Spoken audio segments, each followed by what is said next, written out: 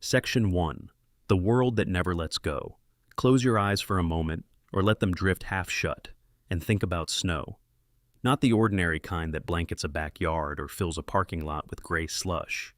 Think about the snow that falls on the high peaks of a mountain range, so old it remembers the time before gods left the world. Snow that never melts, not because of temperature, not because of season, but because something ancient and fundamentally unresolved happened there once and left a wound in time that still bleeds cold. That is the snow at the throat of the world, and that is only the beginning. Skyrim is a place that has held people gently in its grip for well over a decade.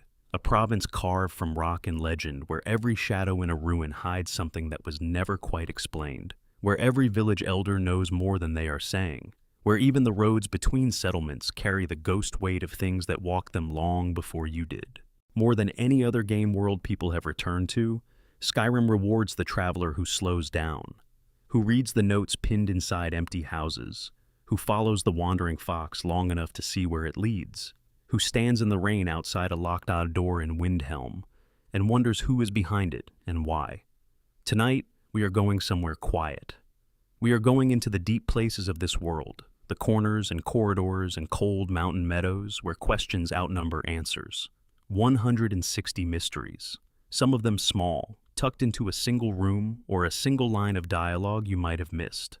Some of them enormous, reaching back across thousands of years of in-world history and forward into cosmological questions that the game never fully resolves.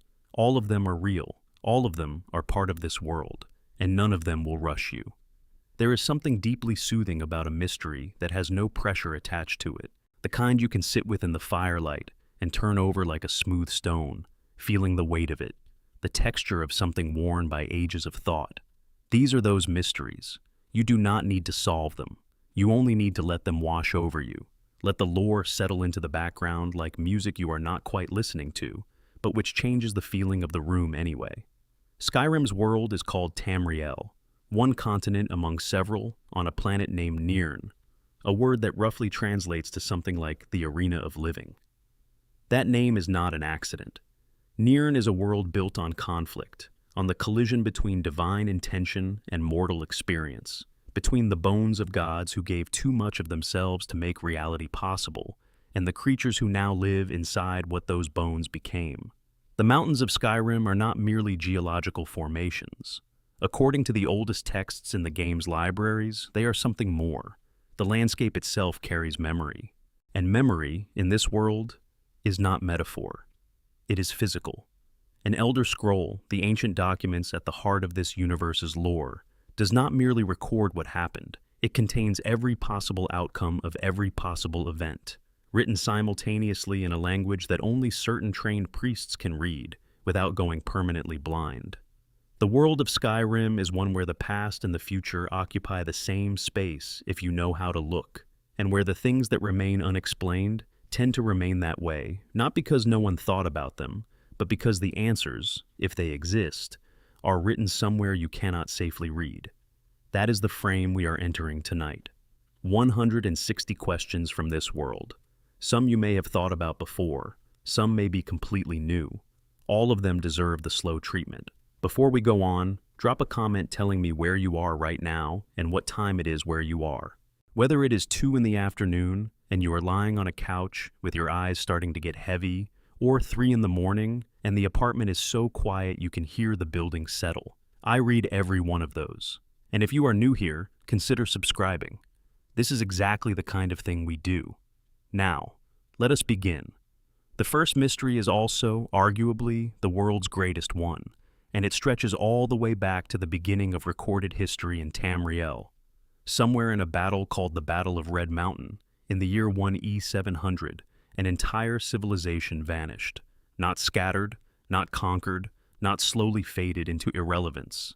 Vanished. Every single member of a race called the Dwemer, which scholars and civilians in Skyrim also call the Deep Elves or Dwarves, despite the fact that they were actually elves and not particularly short, disappeared in the same instant, simultaneously across an entire continent. Whatever they were doing when it happened, they stopped mid-motion. In the ruins of their cities found later by historians, there were piles of ash next to weapons and armor, on chairs, and in beds. They were not fleeing, they were not preparing, they were simply there, and then they were not. The only Dwemer who survived was a man named Yagrum Bagarn, who happened to be traveling in a pocket dimension at the moment of disappearance, and returned to find his entire species simply gone. He appears in an earlier Elder Scrolls game, Morrowind, as an enormously fat figure swollen with disease, kept alive and in agony by a magical affliction he contracted while wandering the outer planes looking for any trace of his people. He never found them. He has been looking for thousands of years. He is still looking. What happened at Red Mountain is partially attributed to a Dwemer engineer named Kagranak, who had been working on a project so ambitious it defies categorization.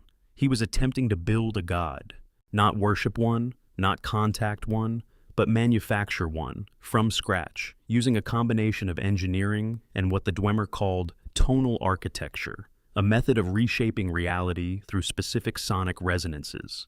The source material for this artificial deity was the heart of Lorcan, the literal preserved heart of a god who had been killed by other gods before the world was fully formed, and whose heart had been left behind when his body was cast across the heavens and his spirit scattered. When Kagranak struck the heart with his specialized tools during the battle, something went wrong, or possibly something went exactly right by his own standards, but had consequences that erased his people anyway. The most compelling theory, supported by a quest in Skyrim, where a mage named Arniel Gain attempts to recreate the experiment on a smaller scale and promptly vanishes the same way, is that Kagranak's action bound all the Dwemer simultaneously to the heart, and that whatever the heart did in that moment, it did to all of them at once. Some scholars believe they were transformed into the mechanical skin of Numidium, the brass god Kagranak was building. Others believe they were scattered across time.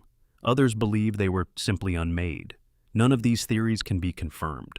The Dwemer left behind machines that still run after thousands of years, cities that are intact and operational, and libraries full of their technical knowledge. They left behind everything except an explanation.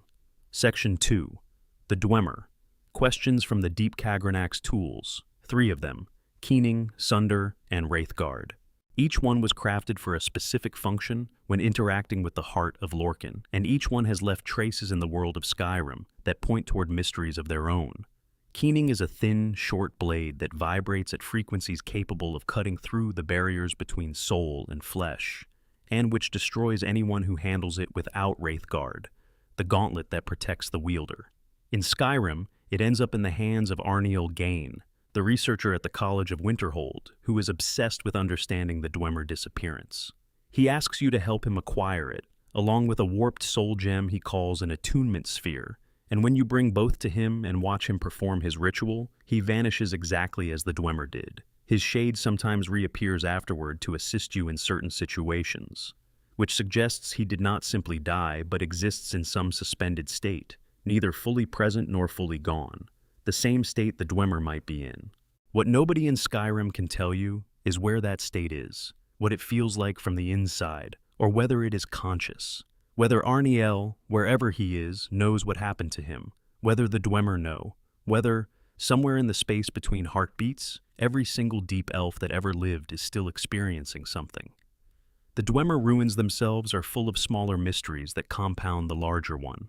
Blackreach, the enormous underground cavern system that connects several of their major cities, is larger than any natural formation should be, and is lit by an artificial sun, a massive golden orb that hangs suspended above the silent city and provides the light that feeds the bioluminescent mushrooms that fill the space with soft, blue-green glow.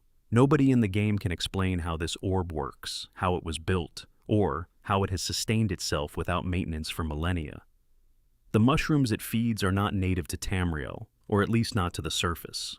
Some scholars suggest the Dwemer brought them from somewhere else entirely. Where that might be, no one speculates. Blackreach also contains Volthuriol. His name means Dark Overlord Fire in the dragon language, and he is an ancient dragon sleeping somewhere in the depths of that underground space, not appearing naturally, not discovered through exploration in any obvious way.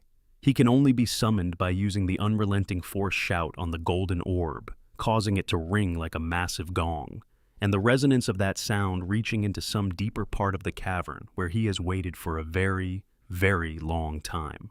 He was not placed there by Alduin. He was not resurrected from a burial mound. He simply is there, in the dark, under the earth, in a place no dragon should be.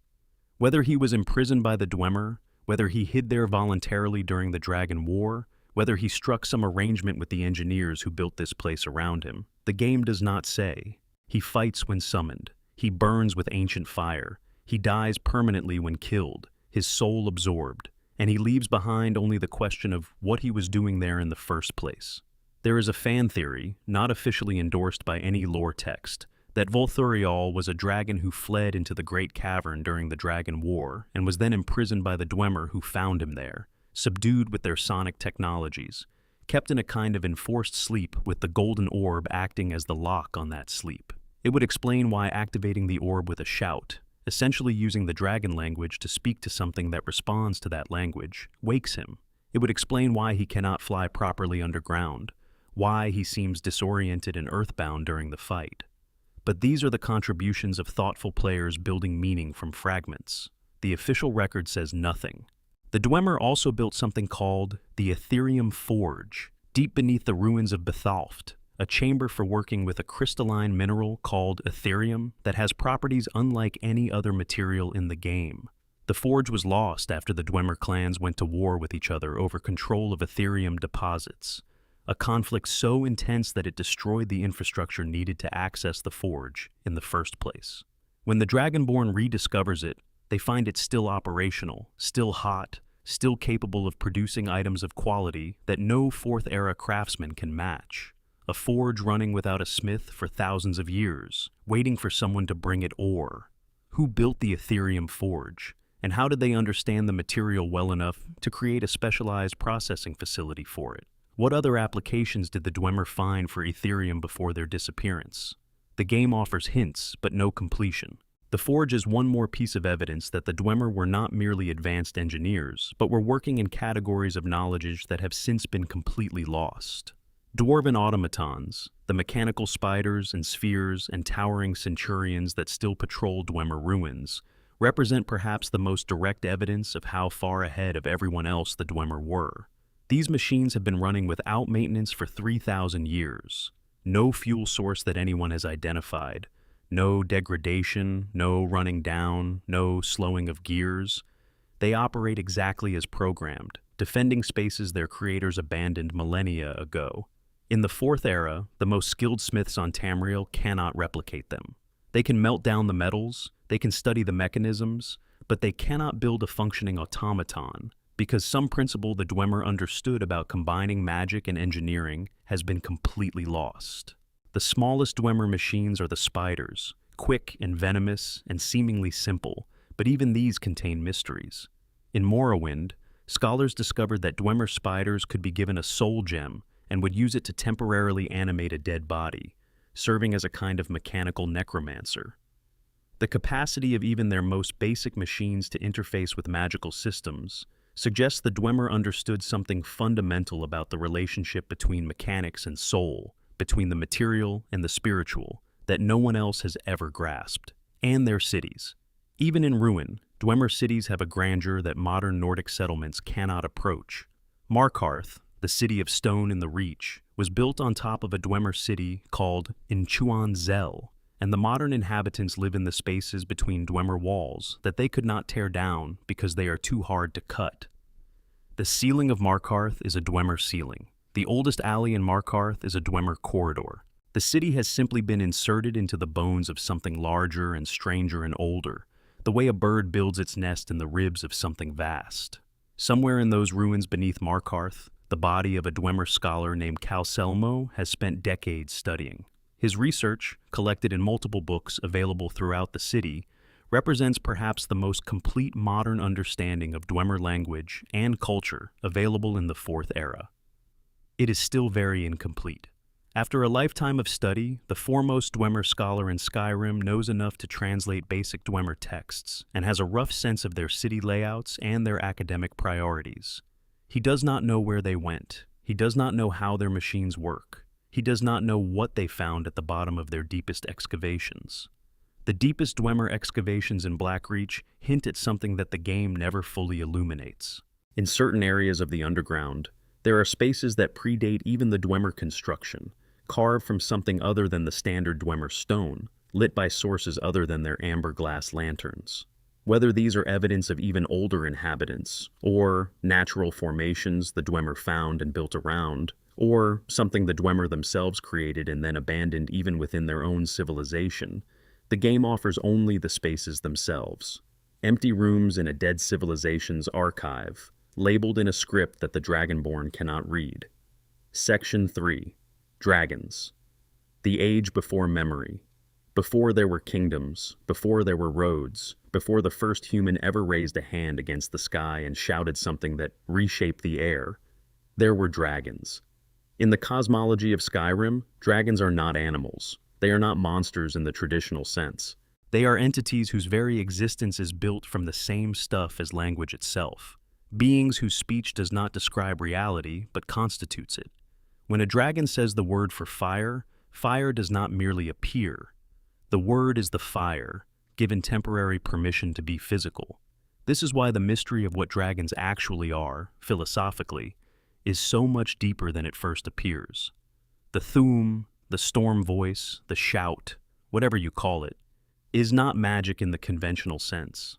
The College of Winterhold teaches schools of magic based on the manipulation of magicka, the raw, creative power that bleeds into the mortal world through the holes in reality that the fleeing gods left when they escaped after creation was finished. That is conventional magic. The Thu'um is something different. It is participation in the language through which reality was written in the first place. The Greybeards understand this at a cellular level. That is why they do not speak. Not because they cannot, not because they have taken a vow of silence for spiritual reasons alone, but because every word they say in the dragon tongue reshapes the world around them. A casual greeting in Dovazul, spoken by someone who has spent decades mastering it, carries enough concentrated power to cause avalanches, shatter stone walls, and harm anyone nearby who was not braced for the concussive force of reality being briefly rewritten. Their silence is not discipline for its own sake. It is the only responsible way to live when your words are literally weapons of mass destruction. When the Greybeards summon the Dragonborn to High Hrothgar, they shout the Dragonborn's name. Just that. A single name, spoken in the dragon tongue by 4 masters of the Thu'um, and every single person in every hold of Skyrim hears it simultaneously. Guards comment on it. Jarls hold emergency meetings. Common farmers look up from their work with expressions they cannot name.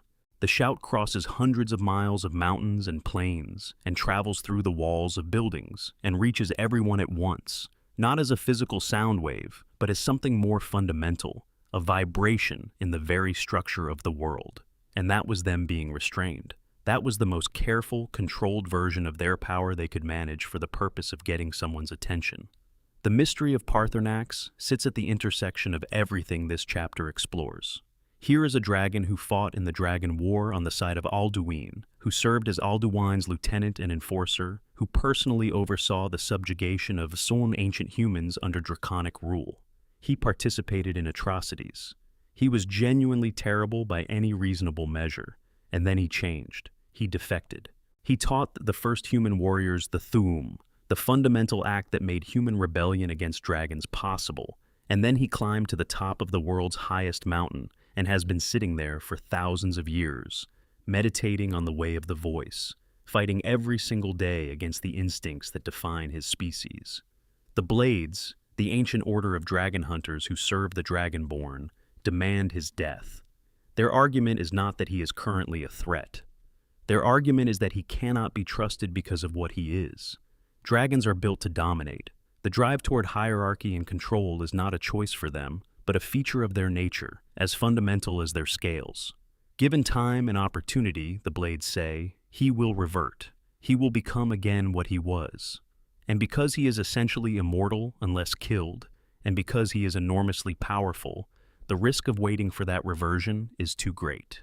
Paarthurnax's counter-argument, spoken from the summit of the throat of the world in the slow, rumbling cadence of something that has had millennia to consider its words, is simply that the effort matters. That choosing, every day, to fight one's own nature and lose that fight less often than the day before is what moral progress looks like. Not perfection, not transformation into something you are not, just the ongoing work of being less than you could be if you stopped trying. Who is right? The game does not answer this. The player chooses, and whatever they choose, the choice is permanent. The blades or the gray beards. The principle of unchangeable nature or the principle of earned redemption. The game asks the question and then closes its notebook and looks at you. The nature of dragon souls is its own mystery. When the Dragonborn kills a dragon, they absorb its soul, a rush of knowledge and power that settles into them permanently. What does this mean for the dragon? In a world where souls are treated as real, tangible things with specific destinations and ongoing experiences, what happens to a dragon soul that is absorbed rather than released? The dragon is not going to Alduin's soul trap in Sovngarde. It is not dispersing into the Aetherius. It is being incorporated into a mortal body, its essence merged with the accumulated experiences of a being that walks and breathes and dreams and grows old. Some texts suggest the Greybeards worry about exactly this. The warning they give the Dragonborn about absorbing too many souls without proper meditation and practice is not a metaphor. The concern is that draconic instinct, the compulsion toward dominance and control that defines dragon nature, can potentially accumulate inside the Dragonborn through enough soul absorptions. That someone who absorbs hundreds of dragon souls without counterbalancing that with the discipline of the Way of the Voice might begin to think differently, more like a dragon, less like a person. The game does not show this happening explicitly, but it hints at it in the loading screens, in the dialogue of the Grey Beards, in the design of the entire Thu'um system. The Dragonborn is not simply a powerful person. They are a hybrid, a mortal body with a dragon soul already inside it by birth, absorbing more dragon souls throughout their journey. At what point does the balance shift? At what point does the person become something else? Nobody in the game can tell you.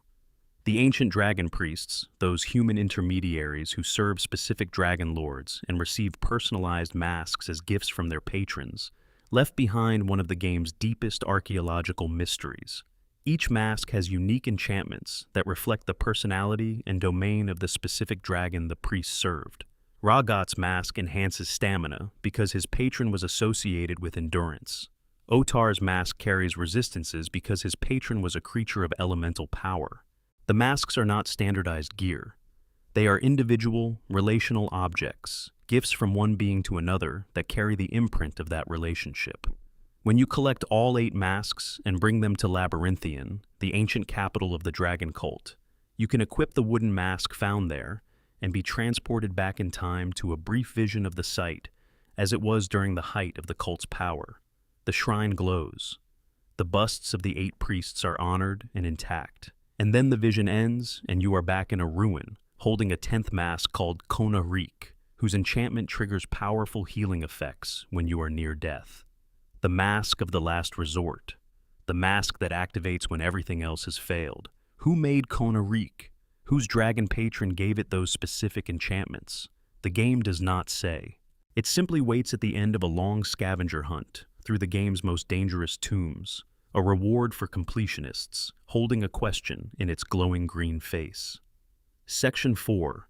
Rorikstead and the Hidden Altars. There is a village in the plains west of Whiterun called Rorikstead, and if you have been playing Skyrim for any amount of time, you have probably ridden past it without stopping. It looks ordinary. It has a small inn, a couple of farms, and a manor where a former soldier named Rorik lives with his attendants. The soil is unusually good for the tundra, which is strange because the tundra east of Whiterun is notoriously difficult farming land. But farmers work hard, soil can be amended, and good farmland in a harsh climate is not, on its face, a mystery, unless you go inside the houses. In the homes of Rorikstead's residents, players have found an unusual concentration of soul gems, not the kind of casual magical detritus that might accumulate in any household that occasionally deals with enchanters. These are scattered through homes in a way that suggests deliberate placement, deliberate use. Soul gems, in Skyrim's cosmology, are not merely storage containers. They are prisons. When a soul is trapped in a soul gem and used for enchanting, that soul does not go to its intended afterlife. It goes to the Soul Cairn, the desolate purple wasteland described in the Dawnguard DLC, where it wanders in confusion and misery for as long as the enchantment holds. In the house of Juan Manette, the village healer, there is a single book, not a library, not a modest collection. One book, hidden as if placed carefully out of the way, titled Spirit of the Daedra. It discusses the nature of Daedra and their relationship to human souls, specifically their interest in harvesting those souls for various purposes. Juan has been in Rorikstead since its founding. He claims to have moved there with Rorik after the Great War, helping establish the settlement. But here is the thing. Rorikstead appears in game texts from the First Era. It appears in songs from ancient times. The tavern song Ragnar the Red, sung by bards across every inn in Skyrim, references Old Rorikstead, which is a peculiar descriptor to apply to a town that supposedly was only founded a few decades ago. In the Elder Scrolls Online, which takes place roughly 1,000 years before Skyrim's events, Rorikstead already exists as a settlement of note. Why does Rorik claim to have named it? There are no women of childbearing age in Rorikstead. The only women there are an elderly woman named Reldith and a young girl named Sissel. Every mother who has ever been in Rorikstead is dead. Eric the adventurer's mother died. The mothers of multiple other families died. Juan, the healer, who was present during all of these deaths, did not save them. Which is strange, because he is, by all accounts, a skilled healer, with decades of experience. And young women dying in childbirth or from illness in a small farming community is the exact scenario where a healer should be most effective. The theory, built by players over years of careful examination of every line of dialogue and every item placement in the village, is this. Rorikstead sits on ground that was once, in ancient history, a site of Daedric ritual. The prosperity of the farmland is not natural. It is maintained by ongoing sacrifice, specifically the sacrifice of women, whose souls are offered to a Daedric entity in exchange for continued agricultural bounty. Juan is the custodian of this arrangement, and he has been the custodian for so long that he himself has been extended unnaturally, staying young enough to continue his work, generation after generation. He is secretly teaching Sissel magic, not healing magic, not fire magic, but water-breathing and candle-extinguishing spells, minor but precise manipulations that suggest she is being prepared for something specific.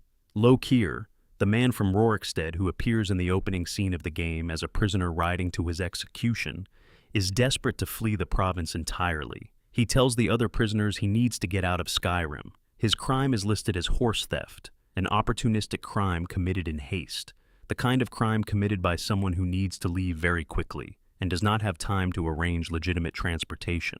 Why was Lokir so desperate to flee Rorikstead? What did he know or suspect that made the alternative to a possibly interrupted execution seem worth the risk? Rorikstead farmers will not sell their soil. When other characters in Whiterun mention that the topsoil must be extraordinarily valuable given their yields, the Rorikstead contingent deflects the suggestion with a firmness that goes slightly beyond commercial protectiveness. It is the firmness of people who know the answer and cannot let it be examined.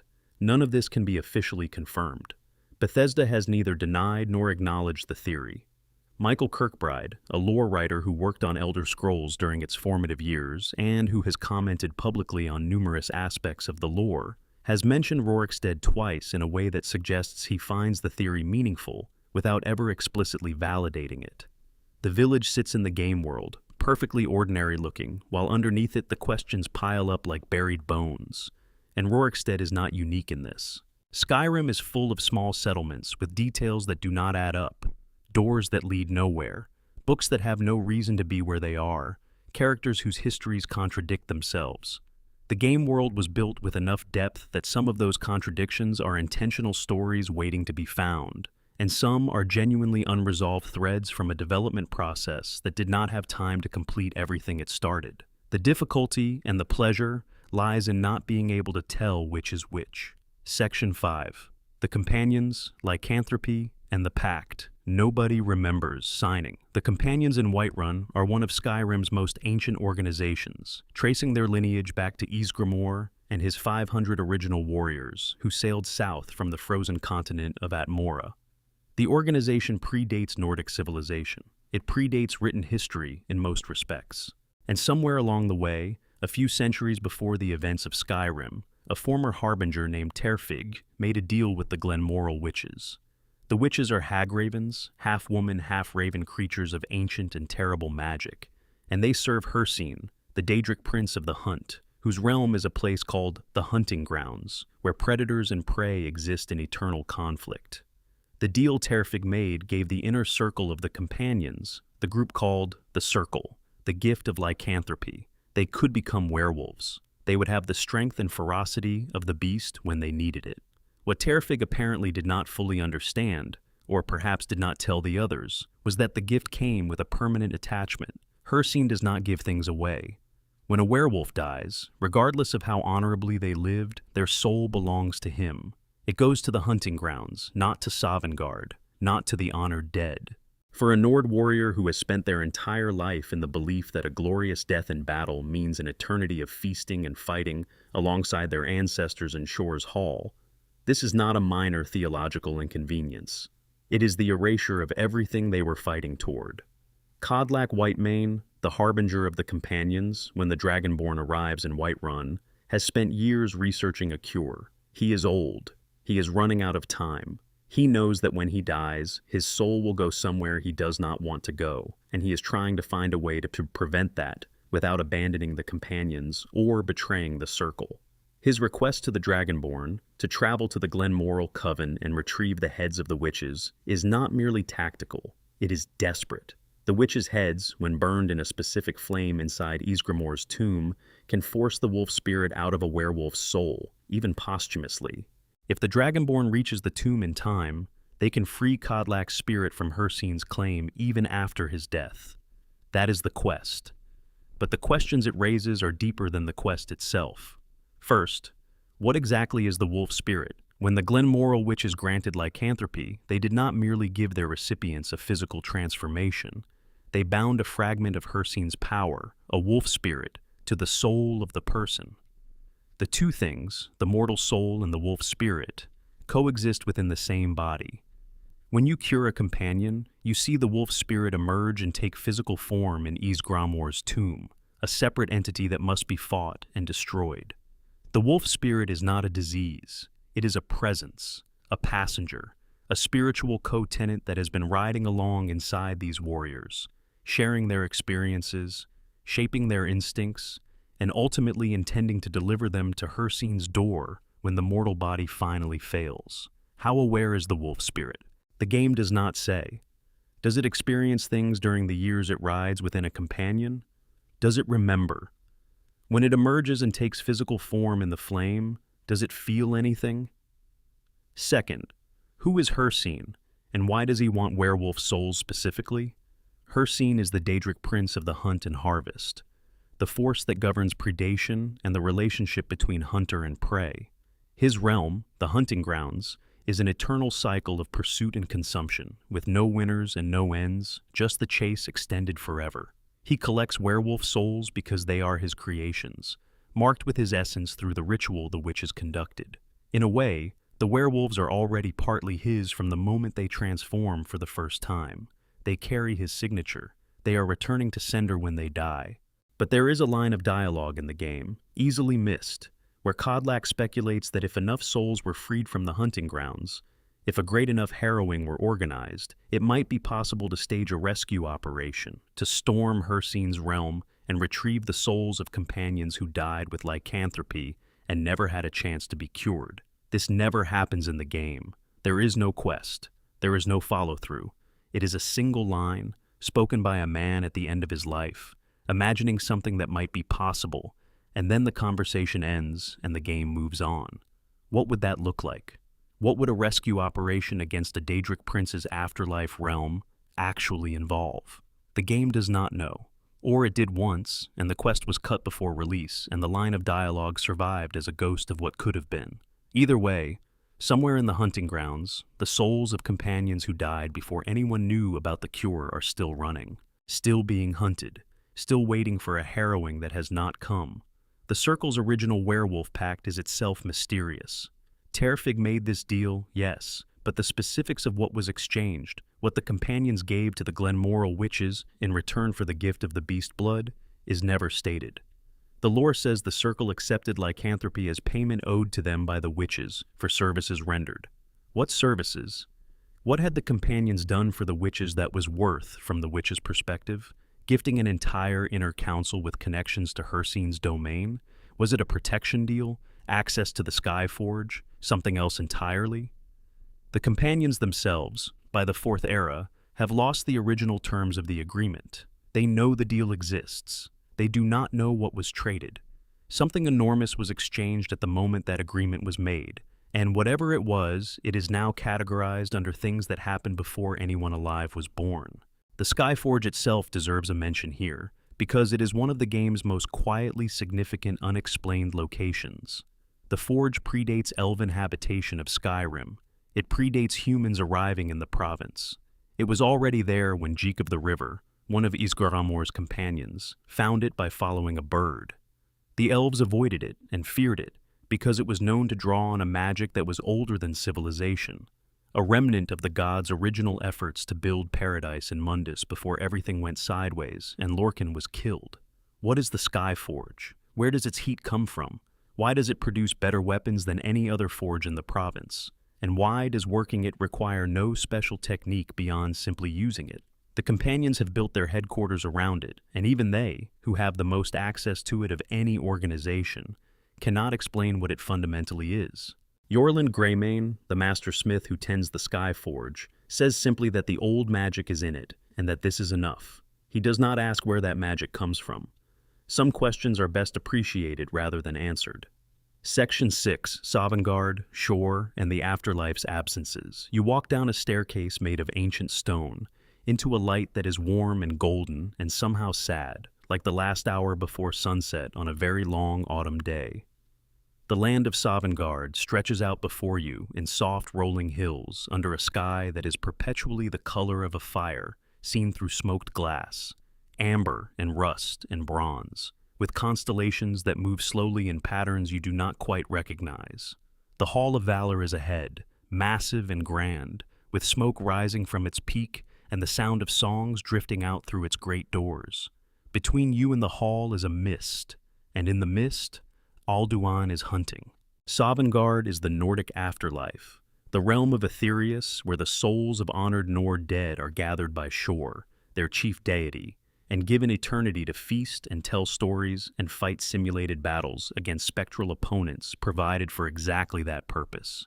It is the reward for a life lived with courage and integrity, and it is very specifically a Nordic reward, built for Nords by Shore, for reasons connected to the particular relationship between the Nordic people and the gods who loved them. But even in paradise, there are unexplained things. Shore is not there. In the Hall of Valor, his throne sits empty. The heroes of Sovngarde feast and drink and wrestle and sing. And when asked about Shore, they say his light would blind a mortal's eyes. He is there, in some sense. His presence is felt in the warmth, in the protection the hall provides, in the fact that Alduin cannot enter it and devour the souls inside. But he is not visible. He does not speak to the Dragonborn. He does not appear for any of the game's events. The greatest deity in the Nordic pantheon, the god who created and maintains this entire realm of the afterlife, is present only as an absence. Why? The lore offers hints scattered across multiple Elder Scrolls games. Shore, also called Lorcan in some traditions, is the same entity as the trickster god who convinced the other deities to help create the mortal world, and who was killed for it when they realized what their participation had cost them. His body was cast across the sky, his heart cut out and thrown into the volcano at Red Mountain, his spirit dispersed. What came back, what settled into the role of Shore in the Nordic pantheon, was something shaped by the faith and stories of the people who loved him. Whether that something is the original Lorcan reconstituted, a fragment of him, or something entirely new wearing his name, cannot be determined from inside Skyrim's sources. What can be said is that he has been absent in some meaningful way for a very long time. Tsun, his shield thane, stands guard at the Whalebone Bridge, doing Shore's work on his behalf. Tsun himself is a god, or was before he died defending Shore during the ancient wars of the Dawn era. He is not fully alive, not fully dead, existing in a permanent liminal state at the threshold of the hall, doing his duty for a lord who may no longer be capable of appearing in person. This is one of the most quietly melancholy details in the entire game. A faithful servant standing at a post that his master cannot return to, guarding a door for a figure who is simultaneously everywhere and nowhere inside the realm he created. The statues in Sovngarde move when you are not looking at them. This is listed in the official game documentation as a known phenomenon rather than a bug. The hooded stone figures lining the paths of the valley change their orientation when you look away from them, always facing toward you when your attention returns. They are not identified. They are not explained. They are simply there, watching, turning to watch more carefully when they can do so without being observed. Who placed them? What are they? Are they aware? The game offers nothing, only the sensation, quiet and unsettling, of being watched in the one place you might have assumed you were safe. High King Torygg is in Sovngarde. He was killed by Ulfric Stormcloak in a duel that used the Thu'um, a shout that knocked Torygg from his feet and left him helpless before the killing blow. Whether this constitutes a glorious death worthy of Sovngarde, or whether Torygg's presence there reflects the Greybeard's old teaching that the Thu'um is not a proper weapon for settling disputes of honor, the game gives him a place in the Hall of Valor regardless. You can speak to him there. He does not rage against Ulfric. He does not demand vengeance. He is calm in the way of someone who has had time to sit with what happened and find a certain peace in it. He says that he always knew the Empire was failing, that Ulfric's cause had a rightness to it, even if his methods were brutal, and that the disagreement no longer matters in any practical sense because the places where it mattered are behind him. This is either profoundly generous wisdom or simply what the dead eventually arrive at when the stakes of mortal conflicts no longer apply to them. Ulfric Stormcloak can also end up in Sovngarde.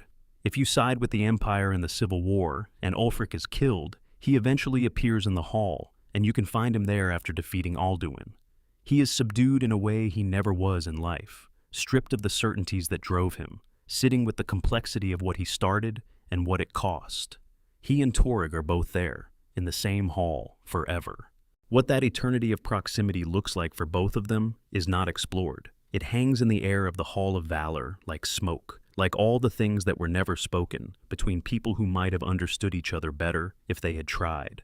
The Nightingales represent one of Sovngarde's most uncomfortable adjacent mysteries. Nightingales are mortal agents of Nocturnal, the Daedric prince of night and luck, who swear themselves to her service in exchange for her blessing. When a nightingale dies, their soul does not go to Sovngarde. It goes to the Evergloam, Nocturnal's realm, to serve her there for eternity.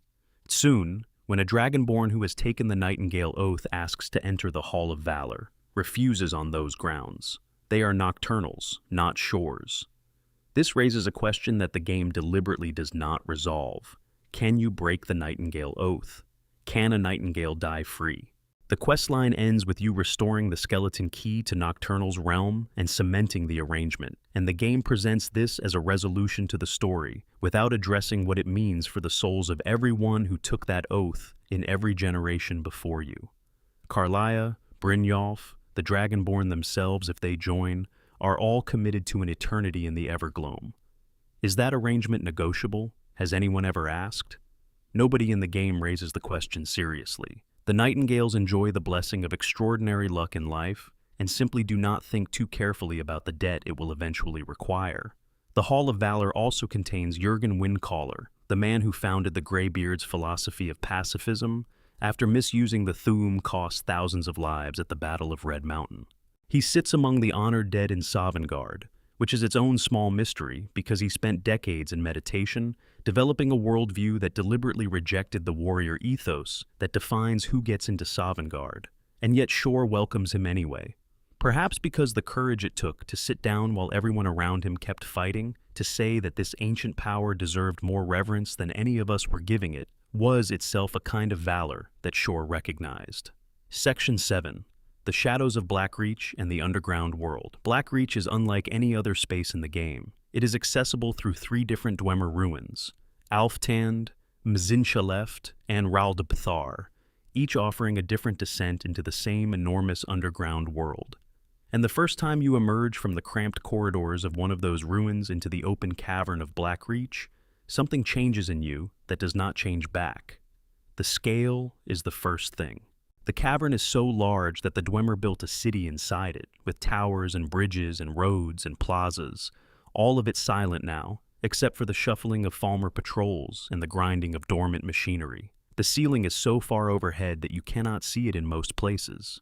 Only a darkness that the bioluminescent mushrooms do not quite reach.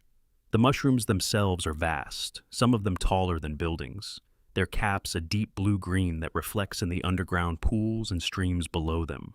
The air is cool and still. The sound is your footsteps and distant machinery, and the chirping of subterranean insects that exist nowhere else in the game. The artificial sun, the large golden orb suspended over the silent city, provides a quality of light that is genuinely different from sunlight or firelight or the cold blue of the mushrooms. It is amber and warm and ancient, like being inside a lantern, and it illuminates the Dwemer buildings below it in a way that makes them seem almost alive, almost inhabited. If you stand in the right place and close your eyes and listen to the music that plays in Blackreach, which is some of Jeremy Soul's most atmospheric and lonely work, you can almost feel the weight of the civilization that filled this space once and left it perfectly, immaculately empty. Blackreach's history is layered in a way the main game barely acknowledges. According to lore found in various texts, the Great Cavern predated even the Dwemer. The first occupants were some of the earliest vampire clans in Tamriel, who established underground kingdoms in the Merethic era when the upper world was more dangerous. Later, the Dwemer arrived, found this natural formation, and built their highway through it, connecting their major surface cities via underground routes. When the Snow Elves were betrayed by the Nords and driven to seek refuge, they came to the Dwemer, and some of them passed through Blackreach on their way to enslavement in the deeper excavations. After the Dwemer vanished, and the Falmer evolved over millennia into the pale, blind creatures they are in the Fourth Era, they eventually reclaimed Blackreach as their territory, fighting what ancient texts call the War of the Crag against the automatons their former masters had left running.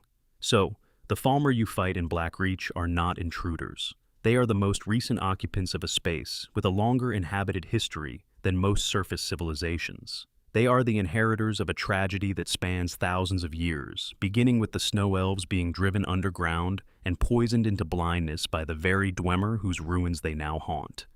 They are not monsters. They are the final generation of a people who were systematically destroyed, and they are living in the ruins of the civilization that destroyed them. Crimson Nirnroot grows only in Blackreach. This highly specialized plant, redder and more vivid than the ordinary Nirnroot found near water sources across Skyrim, is found in exactly 30 locations within the underground cavern and nowhere else in the game. The quest to collect all 30 is deliberately unmarked, deliberately tedious, deliberately slow. Players who follow the quest to completion receive a permanent perk that gives them a chance to duplicate alchemical potions. But the real reward, which no loading screen tip will tell you, is what happens if you spend enough time walking through Blackreach looking for those 30 plants. You learn the space. You find corners of the cavern that the main quest never requires you to visit. You sit, briefly, in a part of the underground city and look up at the false sun and understand something about scale and loneliness that you did not understand before. This was intentional. The developer who designed the Crimson Nirnroot quest has mentioned in interviews that the goal was to force players to slow down and appreciate an environment that cost enormous resources to create and that most players ran through as quickly as possible. The deliberate tedium was the design. The reward was secondary. The experience of the space was primary.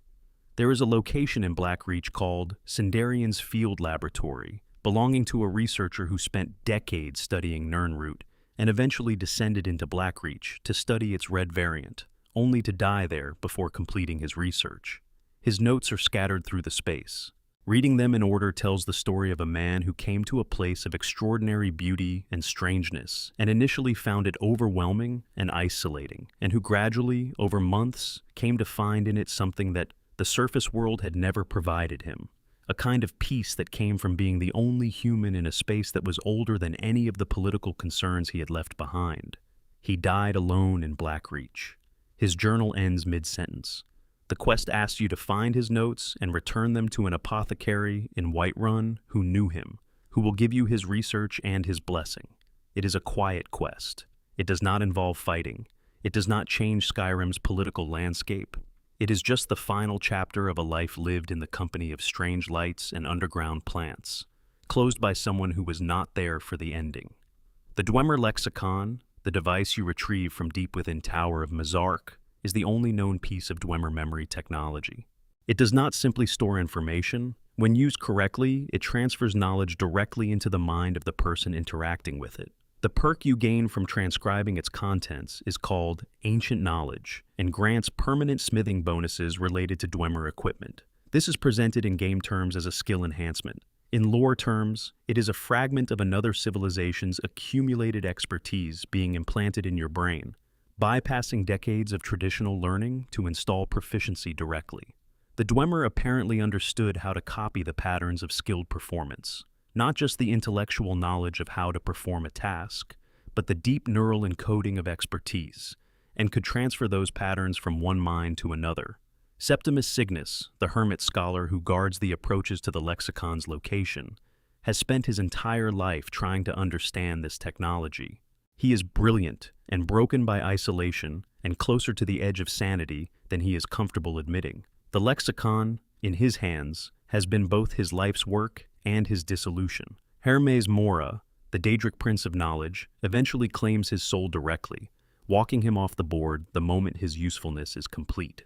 What other memory technologies did the Dwemer develop? How much of their civilization's knowledge exists in encoded form in their ruins, waiting for someone with the right tools to access it? The lexicon is one known example. There may be hundreds of others, buried in sites that have not been excavated, in formats that Fourth-era scholars do not recognize as information at all. The entire Dwemer archive may still exist, compressed and waiting, in the brass and stone of their abandoned cities. Section 8, Narfi, the Friend, the Ebony Warrior, and People Without Explanations. Some of Skyrim's mysteries are not cosmological. They are not about ancient civilizations or Daedric princes or the structure of reality. They are simply about specific people who appeared in this world and whose stories do not have ends that the player can find. Narfi is a beggar, living in the ruins of his family home on the outskirts of Ivarstead, a small village at the base of the 7,000 steps leading to High Hrothgar. He is clearly suffering from severe mental deterioration, possibly grief-induced, possibly something more clinical. He asks the Dragonborn to find his sister Rada, who disappeared over a year ago. If you look near the river, you find her skeleton, identifiable by a distinctive necklace, at the bottom of the water. When you return and tell Narfi what you found, he reacts with anguish and confusion, unable to fully process the information. Later, if you join the Dark Brotherhood, you may receive a contract to kill Narfi. Someone performed the Black Sacrament, the ritual murder invitation to the Brotherhood, using Narfi as the target. They made an effigy of a beggar man living in the ruins of his ancestral home. They stabbed it with a blade bound with flesh. They chanted the incantation. They wanted Narfi dead badly enough to contact professional assassins. Who? Why? What did Narfi do? Or what did he witness? Or what does he represent that someone wanted him killed? He has nothing. He owns nothing. He can barely maintain a coherent conversation. There is no obvious reason to want him dead, and no possible political motivation, no inheritance to be gained, no secret he could expose. The Brotherhood never asks. The contract simply exists. Narfi is simply there, asking about his sister, already mourning, already barely holding together, and somewhere there is a person who wants the last thread of his existence cut. The game allows you to kill him and collect your payment. It also allows you to ignore the contract and leave Narfi alive and standing in the ruin of his home, asking about Rada forever. Neither choice comes with an explanation for who contracted the hit. The mystery is preserved regardless of what you do with Narfi. The Friend is another persistent puzzle. Periodically, after using a shout in a named location, the Dragonborn receives a letter via courier. The letter says, essentially, you caused quite a stir when you used your voice in that place. And I wanted to tell you there is more power like that, waiting for you here, at these coordinates. It is signed simply, A Friend. The courier, when asked who gave them the letter, says that a man gave it to them, did not give his name, and asked only that it be delivered. The letters keep coming throughout the game, pointing toward word walls the player has not yet visited. They are accurate. They are helpful. They are signed by no one. Theories abound. The Greybeards can hear the Thu'um from anywhere and know where word walls are. But Arngeir, their spokesperson, always speaks in measured and formal tones, and the letters feel like something more personal, more invested in the Dragonborn's progress as an individual. Some theories point to the Sigic Order, the ancient magical organization that predates the current world and that observes events of cosmic significance. One of their members, Quaranir, appears at the College of Winterhold during the Eye of Magnus quest, warning the Dragonborn of what is coming. He is from an organization known to monitor the activities of important individuals from a distance without revealing themselves. He is male. He would know about word walls.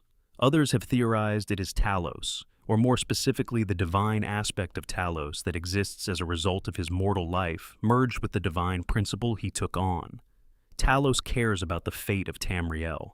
He cares about Dragonborn specifically, as he was one himself. He cannot manifest openly because the White Gold Concordat banned his worship and the Thalmor are actively dismantling the theology around him. But writing unsigned letters to a courier, pointing a young Dragonborn toward power they will need, is exactly the kind of subtle intervention that a god operating under profound constraints might choose. The game never says.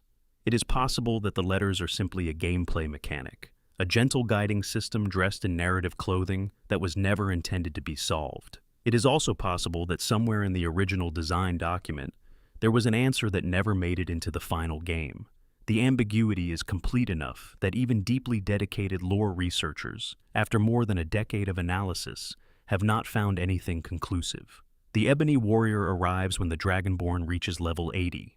He is a Redguard in full ebony armor, and his introduction is one of the game's most quietly extraordinary moments. He walks up to you on the road or finds you in a town, and he speaks with the measured calm of someone who has reached the end of something. He tells you that he has conquered everything. Every dungeon, every giant's lair, every dragon, every difficulty that Skyrim offered has been met and exceeded. He has nothing left to do. He believes in Sovngarde. He wants to go there, but he cannot be killed by bandits or Draugr or random dragons because he has become too capable. The only thing that might kill him is you, the most powerful entity currently active in the province. And so, he asks you to fight him and to kill him, as an act of mercy and honor. His size is notable even by game mechanics standards. His character model is scaled to 1.21 times normal human height, making him nearly as tall as Soon, the guardian of the Whalebone Bridge in Sovngarde. This scaling is unique among human NPCs in the game. Nobody else is built that way. It is either a mechanical quirk that was never corrected, or it is a deliberate statement about what the Ebony Warrior is. A warrior who has exceeded ordinary human parameters in every respect, including physical ones. Who was he before he put on the armor? Where did he come from? What were the specific deeds that led him to this point of exhaustion? The game gives you one fight and no history. He is defined entirely by his destination, by where he is trying to get to, and by the extraordinary dignity of asking for death as a favor rather than seeking it through self-destruction. If you kill him, you give him exactly what he wanted. He enters Sovngarde, and you have been the final chapter of someone's life, without being given the first several hundred pages. Section 9. The Dark Brotherhood, the Cephas Question, and who really rules. The Dark Brotherhood operates as an assassination organization, but at its theological core, it is something much stranger. Members do not worship a Daedric prince. They worship Cephas, which is not a prince, not a god in any conventional sense, but rather the void itself, the primordial emptiness that preceded creation, the nothing that all of creation will eventually return to. Cephas is the principle of entropy made theological. The Night Mother serves as the Brotherhood's interpreter of Cephas's will, channeling through her preserved but somehow still active corpse the contracts that she receives from people who have performed the Black Sacrament. She is the medium, Cephas is the force, and the Brotherhood is the instrument through which mortal desire and cosmic entropy briefly overlap in the form of a completed murder. This is not a religion that makes obvious sense, and the Brotherhood itself acknowledges the paradox. Killing people in service of entropy is not the same as entropy itself killing people. There is a human agency inserted into a supposedly cosmic and impersonal process. Why would Sithis, if it has any intentionality at all, care which specific people die, and when, and by whose hand? Why would the Void have preferences about targets? Cicero, the deranged jester who serves as the Night Mother's keeper, is the person in the game who has been closest to the theological core of the Brotherhood for the longest time, and he does not fully understand it either. His journals, which you can find scattered through the Dawnstar Sanctuary, record his gradual mental collapse over the years he spent alone with the Night Mother's coffin, talking to a mummified body because there was no one else to talk to. What began as devotion became an obsession that became an intimate delusion, and the intimacy of his relationship with the corpse reads as simultaneously poignant and deeply disturbing. He held the Brotherhood's most sacred tradition together through sheer personal force of will, alone, for over a decade, and the cost was his functional sanity. The Night Mother herself is never fully explained. She was a woman with 5 children, and according to Dark Brotherhood theology, Sithis offered her a bargain. Kill your children and become his bride, and be the progenitor of a new form of worship. She accepted. Whether this is literal history or symbolic mythology, as various members of the Brotherhood acknowledge the uncertainty, does not reduce the horror of it. If it is literal, she murdered her children for a theological arrangement. If it is mythological, then someone who wanted to build an organization of sacred assassins needed a founding story that established an absolute willingness to sacrifice family for faith. Either way, it says something profound about the philosophy at the core of the Brotherhood. Her presence in the coffin is physically real. The body is there. The body does not decay. The body somehow transmits contracts, specific, actionable assassination contracts, from people who performed a ritual on the other side of the province, through the mechanism of Sithis' attention, to the consciousness inside a preserved corpse that has been dead for centuries. This is either a genuine supernatural phenomenon or the most elaborate long-running collective delusion in the game's history. The game, characteristically, does not decide for you. Astrid's betrayal, the centerpiece of the Dark Brotherhood questline's most devastating moment, raises questions about the tenets she breaks in making it. The 5 tenets of the Brotherhood, broken, mean expulsion, or death. Astrid breaks the most fundamental ones simultaneously. She makes contact with the Empire, she betrays members of the Brotherhood to Imperial agents, and she attempts to sell out the Dragonborn. Her motivation is jealousy and control. She built the Skyrim sanctuary from nothing after years of wandering, and the Night Mother's arrival and the Dragonborn's emergence have shifted the power dynamic in ways she cannot tolerate. The consequences of her betrayal are catastrophic in a way that goes beyond the tactical. The Brotherhood had survived for centuries because the tenets held, not because no individual member ever wanted to betray them, but because the tenets were absolute enough that breaking them required a genuine catastrophic failure of judgment or extreme outside pressure. When a leader breaks them, the organization collapses. When the people who enforce the rules become the people breaking them, the entire institutional structure loses the coherence that protected it from external threats. This is as true in Skyrim's fictional histories as it is in the real world's patterns of institutional failure. The rebuilt Brotherhood, the Dawnstar Sanctuary version that the Dragonborn can continue to operate after the main questline, is a smaller and fundamentally different organization from the one that came before. Whether it can become what the Brotherhood was in its peak generations, whether the tenets can be re-established as genuinely absolute, whether the theological core of Sithis worship can survive without the accumulated tradition of centuries, are all questions the game raises without answering. The questline ends with a beginning, with the possibility of reconstruction, and leaves everything that follows to imagination. The Morag Tong, the Brotherhood's ancestor organization from Morrowind, is barely mentioned in Skyrim but carries enormous lore weight. It is a legally sanctioned assassination guild, approved by the tribunal, performing what it describes as religiously mandated killings. The Dark Brotherhood split from the Morag Tong centuries before the events of Skyrim, rejecting the legal framework in favor of pure service to Sithis. 2 organizations that do the same work but hold entirely different philosophies about what makes it meaningful. The Morag Tong believes death should be structured and lawful. The Brotherhood believes death answers only to the void. In Skyrim, the Morag Tong has essentially no presence. Its Morrowind home was devastated by the Red Year's eruption of Red Mountain, and the subsequent chaos scattered most of its surviving members. Somewhere in the world, they presumably still exist. But in the Fourth Era, in Skyrim specifically, the Brotherhood operates in a vacuum that the Morag Tong once partially filled, and the philosophical debate between lawful and chaotic death has no active voices on one side. Section 10.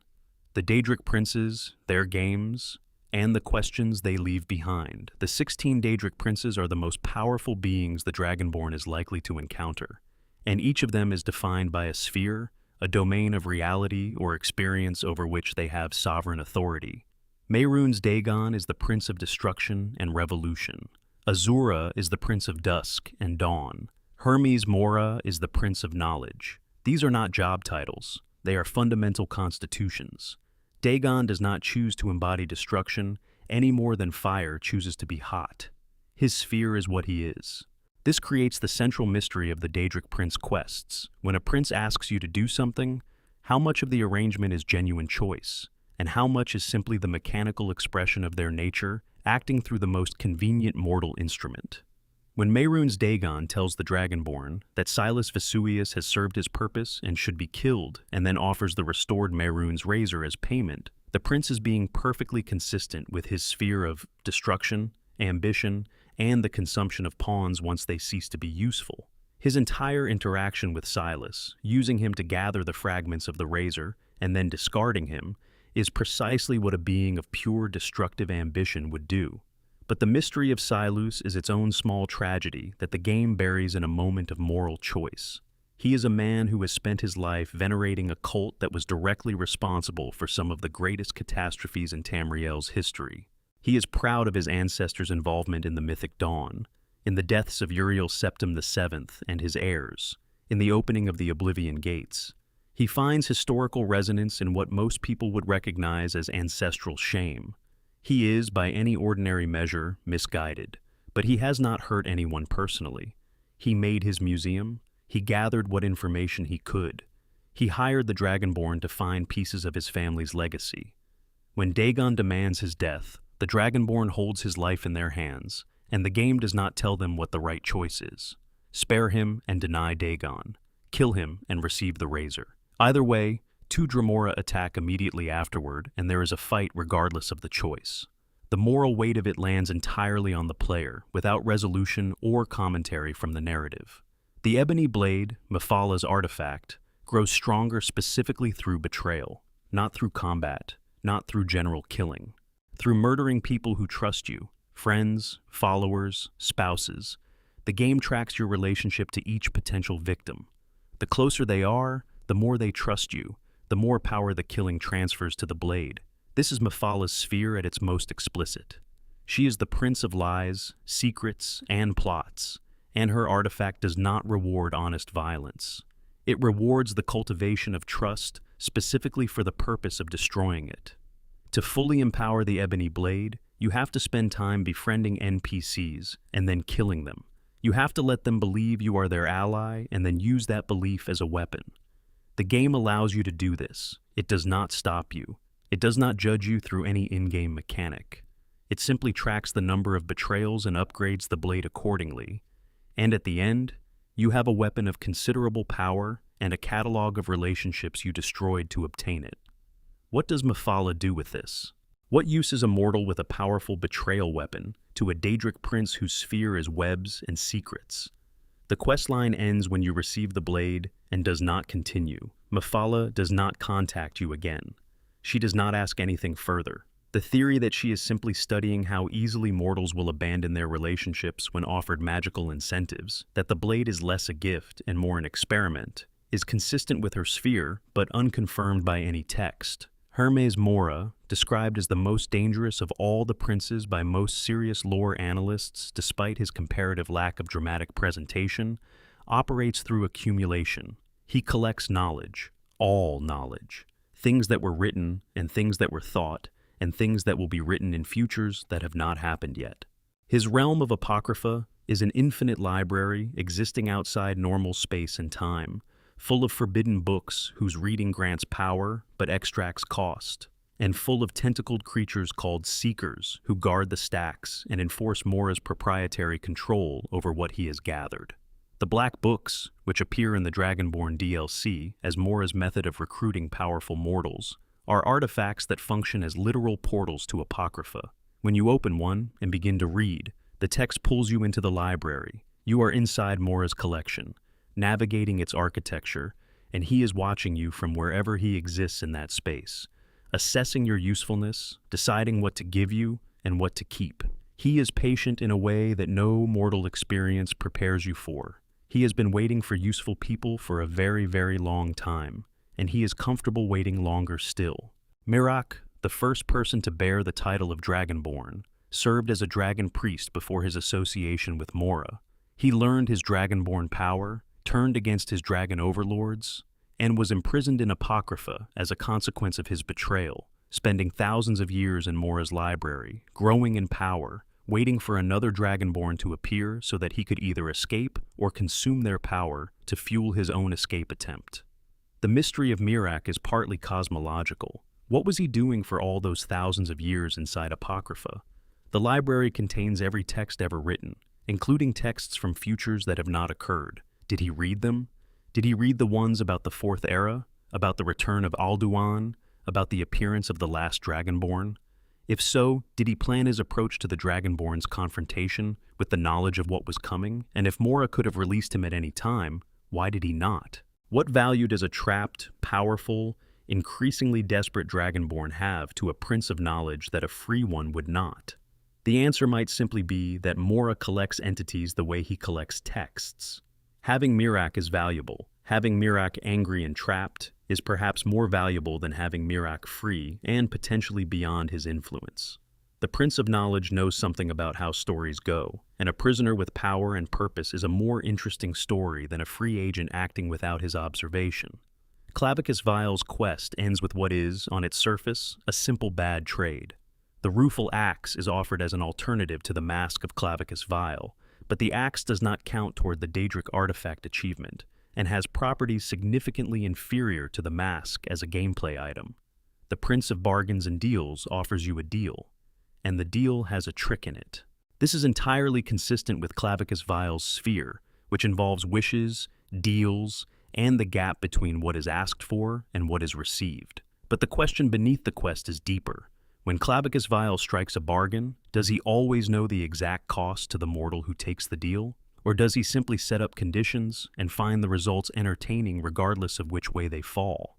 The players who take the axe are not doing something dumber than the players who take the mask. They are simply doing something that reveals a different set of priorities, and Vile, who watches everything from his comfortable position of power, considers both outcomes amusing. He wins either way. Every bargain he makes, he wins. He has been making bargains since before recorded history. The Mace of Molag Bal is found at the end of a quest line that requires the Dragonborn to help torture a priest of Boethia named Logrolf the Unbending, not to kill him quickly, to keep him alive in pain long enough for Molag Bal, the Prince of Domination and the creator of vampirism, to be satisfied. The Daedric artifact you receive at the end is one of the more mechanically powerful weapons in the game, capable of draining stamina and magicka from enemies. Molag Bal is pleased. He calls you his champion. What does it mean to be the champion of Molag Bal? The Prince of Domination does not let his champions go. Every other Daedric quest ends with the artifact and then silence. Molag Bal's quest ends with an explicit declaration of ownership. You are his now, in some sense that the game never follows up on. Whether this is a cosmological reality or simply Molag Bal being Molag Bal, asserting dominance over everything he touches, the questline deliberately makes you feel the weight of what you accepted. You were not careful. You took what was offered. And now, something ancient and very unpleasant considers you to belong to it. Section 11. The College of Winterhold and what lies beneath. The College of Winterhold sits on a promontory overlooking the frozen sea, connected to the rest of Winterhold by a narrow bridge, and it has been the focus of suspicion and resentment from the Nordic population for generations. After the Great Collapse, an event roughly 80 years before the game's present that caused most of Winterhold to fall into the sea, the college was the only structure that survived intact. Nordic logic drew the obvious conclusion. The mages did something. The college caused the disaster. There is no evidence to support this. The Great Collapse has never been officially explained. though some scholars believe it was a consequence of the Red Year event in Morrowind, whose volcanic eruption created massive geological disturbances throughout the northern region. But the college's survival, in the absence of any other explanation, is damning by proximity. The mages protest their innocence.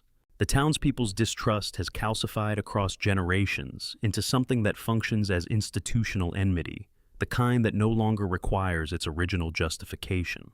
The college questline involves the Eye of Magnus, an artifact so ancient that it predates conventional magical classification. It was buried beneath Sarthal, the first human city in Skyrim, and the Snow Elves attacked that city in the Night of Tears specifically, or at least in part, to prevent humans from accessing it. The Eye is not merely powerful, it is categorically different from all other magical artifacts. When activated, it does not simply release energy, it begins unmaking the barriers between the current world and whatever was before the current world. The Psijic Order arrives to deal with it. These are the oldest magical organization in Tamriel, predating the current era, residing on an island that periodically removes itself from normal space-time entirely. They freeze time and walk through the stopped moments with casual comfort, demonstrating abilities so far beyond what the college teaches that the comparison is almost embarrassing. They take the Eye and remove it from mortal access, explaining only that some things should not be studied. What is the Eye of Magnus? Multiple theories exist. Some scholars believe it is a remnant from a previous kalpa, the cycle of existence before the current one, a fragment of a universe that ended before this one began. Others believe it is a tear in the fabric of reality itself, a window into the raw creative power that existed before the gods organized it into something coherent. The Psijic Order's reaction suggests they know exactly what it is and have concluded that mortals cannot handle the knowledge. They take it without explanation, and the questline ends with an absence where an answer should be. The Atronach Forge, deep beneath the college in a chamber most students never discover, can create Daedric weapons and summon permanent Atronachs using specific combinations of ingredients and soul gems. It requires a sigil stone, the specific type of artifact used to power Oblivion gates during the Oblivion crisis 2 centuries earlier, to function at full capacity. The college either does not know it exists or maintains careful ignorance for the purpose of avoiding accountability. Either way, directly beneath one of Tamriel's premier academic institutions is a device capable of manufacturing Daedric equipment and binding Atronachs permanently to mortal service. The kind of thing that, in the wrong hands, could equip a small army with legendary weapons. What else is beneath the college? The institution sits on land that was inhabited before the Atmarans arrived, before the Snow Elves populated the northern reaches, possibly before the conventional sequence of civilizations that scholars have identified. If something as significant as the Atronach Forge can sit forgotten under a building that has been continuously occupied for centuries, what else might be down there, in levels too deep for normal excavation to reach? Arniel Gaines' research, mentioned in the Dwemer section, exists partly in the college context and deserves additional attention here. He is the researcher who vanishes attempting to recreate the Dwemer disappearance. Before his disappearance, he is one of the college's more driven and less popular academics, focused on a project that most of his colleagues consider impossible and borderline dangerous. He asks for help in ways that are vague to the point of being suspicious. He acquires tools that should not be accessible to a college researcher.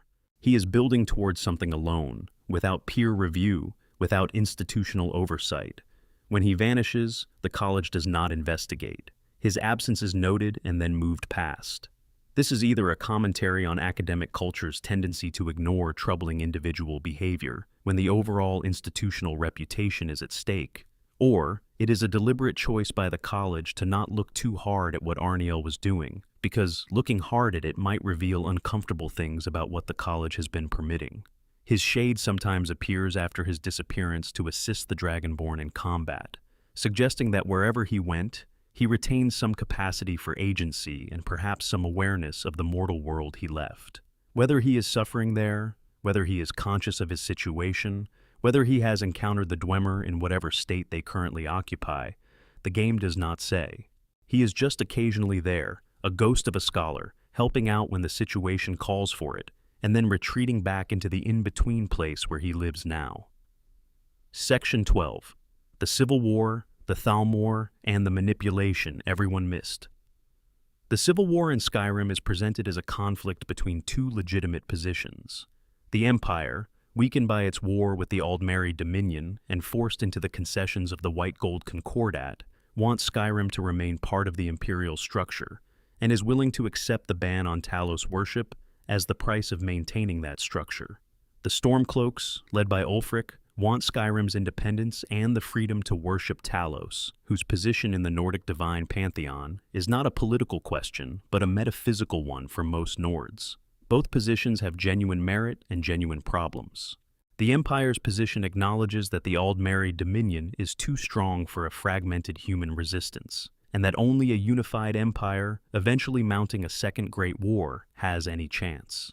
The Stormcloak position acknowledges that an empire that bans the worship of the human god, whose ascension proved that humans can achieve divinity, and enforces that ban with elvish agents on human soil, has already surrendered so much of its identity that it may not be worth preserving.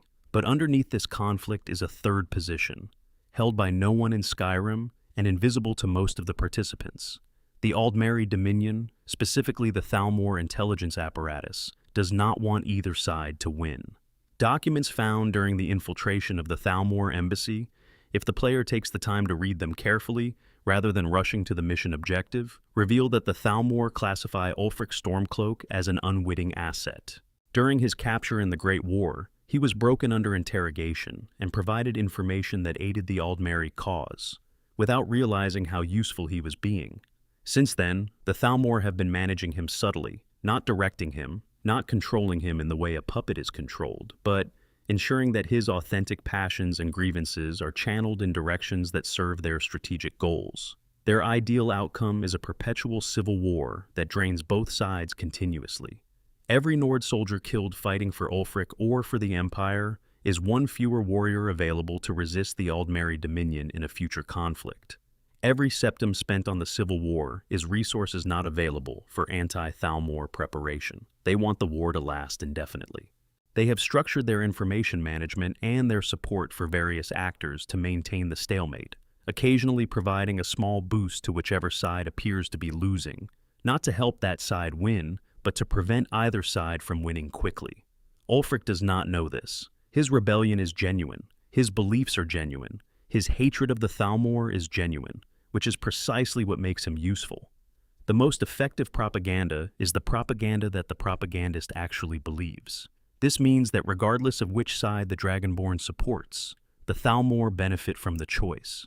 An imperial victory maintains a weakened, concession-laden empire that the Dominion can continue to manipulate. A Stormcloak victory creates an independent but isolated Skyrim without imperial backing, economically damaged by war, with relationships severed that took generations to build. In either case, the real enemy has grown stronger through the conflict they did not start but carefully maintained. The one exit from this trap that the game never quite makes available is the option to simply refuse to participate in the Civil War and focus entirely on Alduin. The game's structure requires a resolution to the Civil War at some point if certain quests are to be completed, and the neutrality option, hinted at in early design documents that surfaced after release, was cut from the game. You can choose not to take a side, but you cannot resolve the conflict that way. Someone has to win, and whoever wins, the Thalmor benefit. Ulfric's use of the Thu'um to kill High King Torygg raises a legal and philosophical question that Skyrim's characters debate without resolution.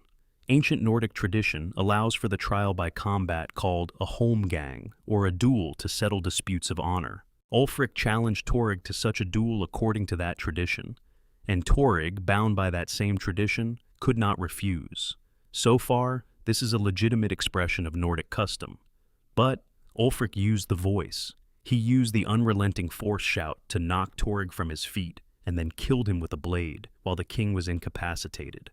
Torygg had no Thu'um. He had no defense against a shout. The duel was supposed to test martial prowess, the kind of fighting that training and courage and physical capability produce. Instead, Ulfric brought a weapon that his opponent could not train against, could not defend against through skill, and could not reasonably anticipate. He did not outfight Torygg. He simply had a capability that Torygg did not have, and used it. Is that honorable? Is it a legitimate win? The game presents characters who argue both sides with genuine conviction. Those who say it was dishonorable argue that the spirit of the tradition requires comparable weapons and capabilities. Those who say it was legitimate argue that any warrior who does not use all available tools is being arrogant about their own limitations. The fact that Ulfric won and then built a rebellion on the moral legitimacy of that victory, while the legitimacy of the victory itself remains genuinely disputed, is one of the subtler political ironies the game builds into his character. Section 13. The Forsworn, the Reach, and who the land belongs to. The Forsworn are presented in Skyrim's early hours as dangerous enemies, encountered in their camps in the Reach as hostile primitives to be fought and looted. They use rough magic, animal bones, and ferocity in combat. They hold territory in the rocky highlands west of Markarth. Guards and merchants speak about them as bandits or insurgents, as a public safety problem. They are not bandits. They are not insurgents in the conventional sense. They are the indigenous people of the Reach. The Reach was inhabited by a people called the Reachmen, or Reach folk, for longer than Nordic history in Skyrim can accurately document. They have their own culture, their own spiritual practices, their own relationship with the land that is categorically different from the Nordic relationship to it. When Ysgramor's descendants arrived and began claiming territory, the Reach was eventually conquered and integrated into what became the Nordic holds. The Reachmen were displaced. Their claim was not recognized. At various points in the First and Second eras, the Reachmen rose in rebellion. During the First era, they briefly controlled Markarth and ruled a small independent state called the Reach for a period before being violently suppressed. In the Fourth era, immediately before the game's events, they cooperated with the Forsworn in an uprising that succeeded long enough for Ulfric Stormcloak to negotiate with them. Talos worship, in exchange for retaking Markarth for the Nords. Ulfric accepted the deal, used the Forsworn's cooperation to retake the city, and then broke the deal when Thalmor pressure made honoring it politically inconvenient. He expelled the Reachmen and imprisoned those who resisted. This is the immediate historical context for the Forsworn's radicalism in the game.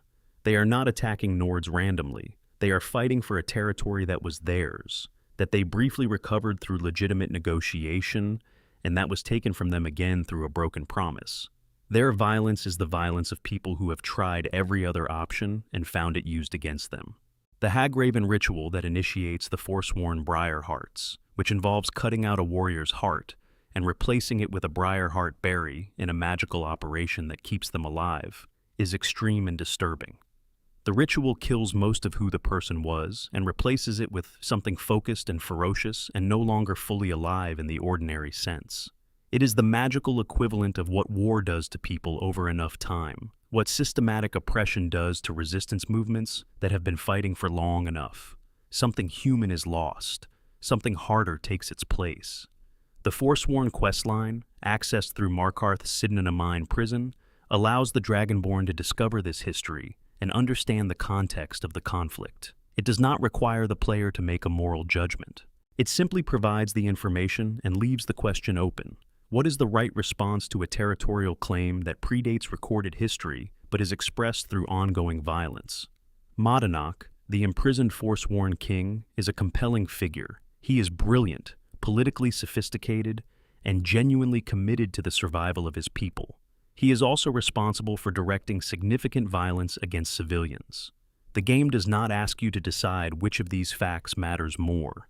It asks you to decide whether to help him escape, and in that question, it embeds the entirety of the moral complexity of the Forsworn situation.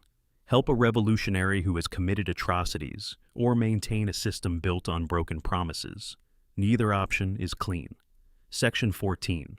The fate of the Dragonborn, the end of everything, and questions the game asks of the future. Alduin is defeated. The World Eater falls in Sovngarde, his soul not absorbed, not trapped, but simply dispersed, which is its own mystery. He was the first among dragons, the firstborn of Akatosh, the one being in the current cosmos whose death was cosmologically significant enough that it might affect the cycle of Kalpes, the rotation of existence through destruction and rebirth. When he dies, the three ancient Nord heroes who fought with the Dragonborn express uncertainty. Gurmla asks if this is truly the end or merely a reprieve. because Alduin was not merely a dragon who needed to be killed, he was a function.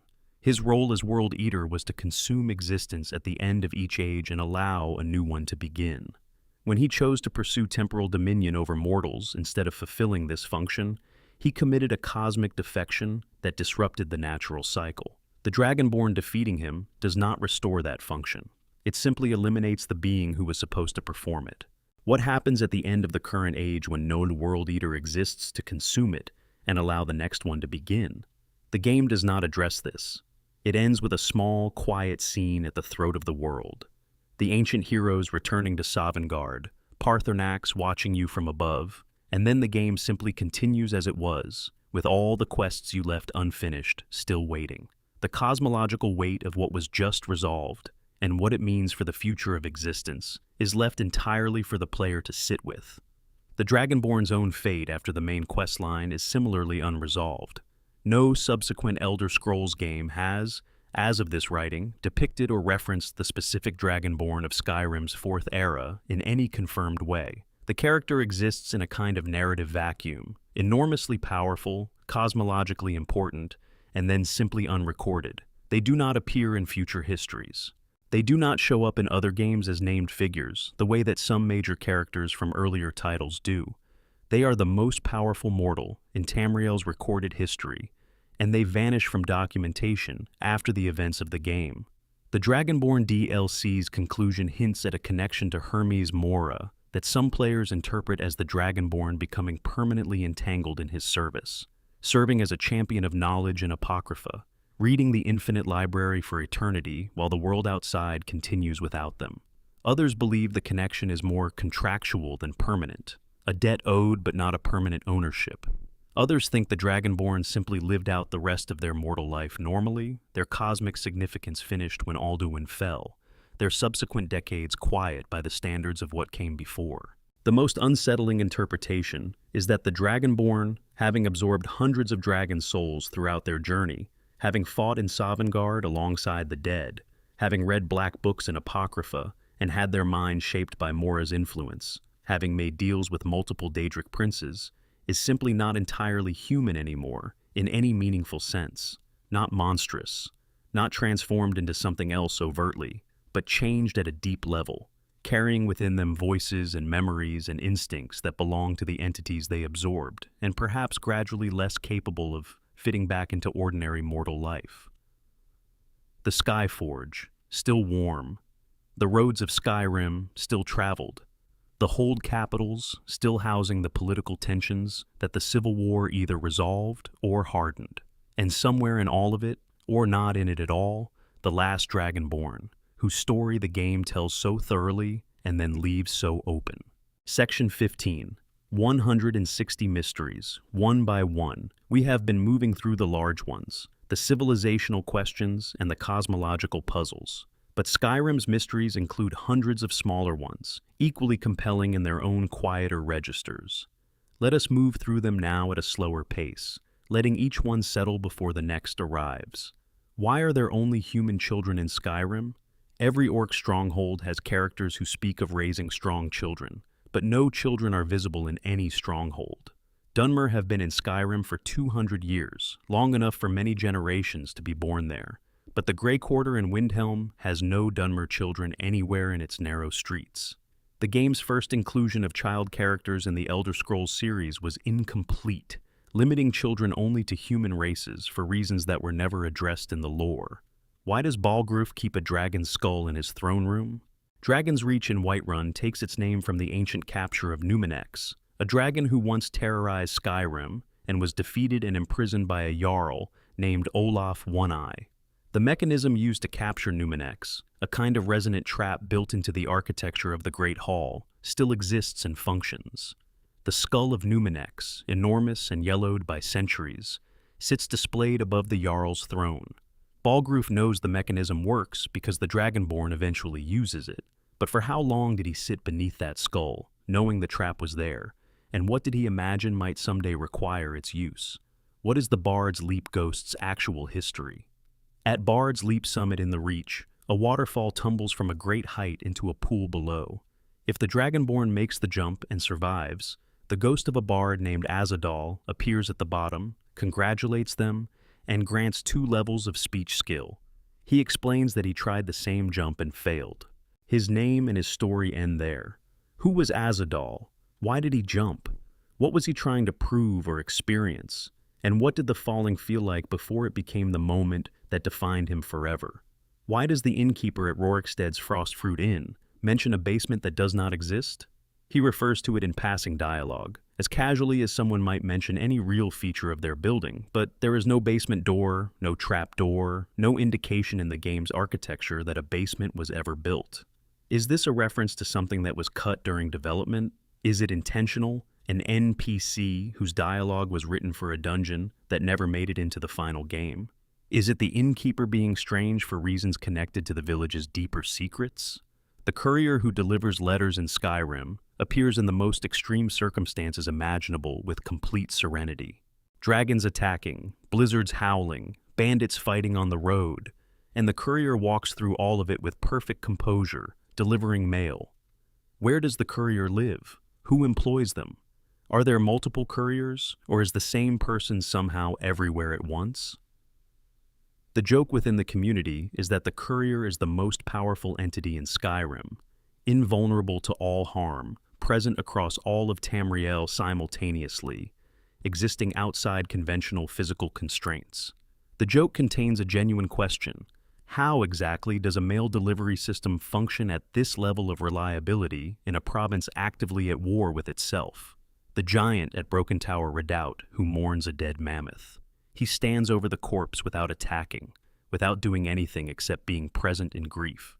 Giants and mammoths have symbiotic relationships throughout the province, semi-nomadic herders moving together across the tundra, and this giant lost his companion.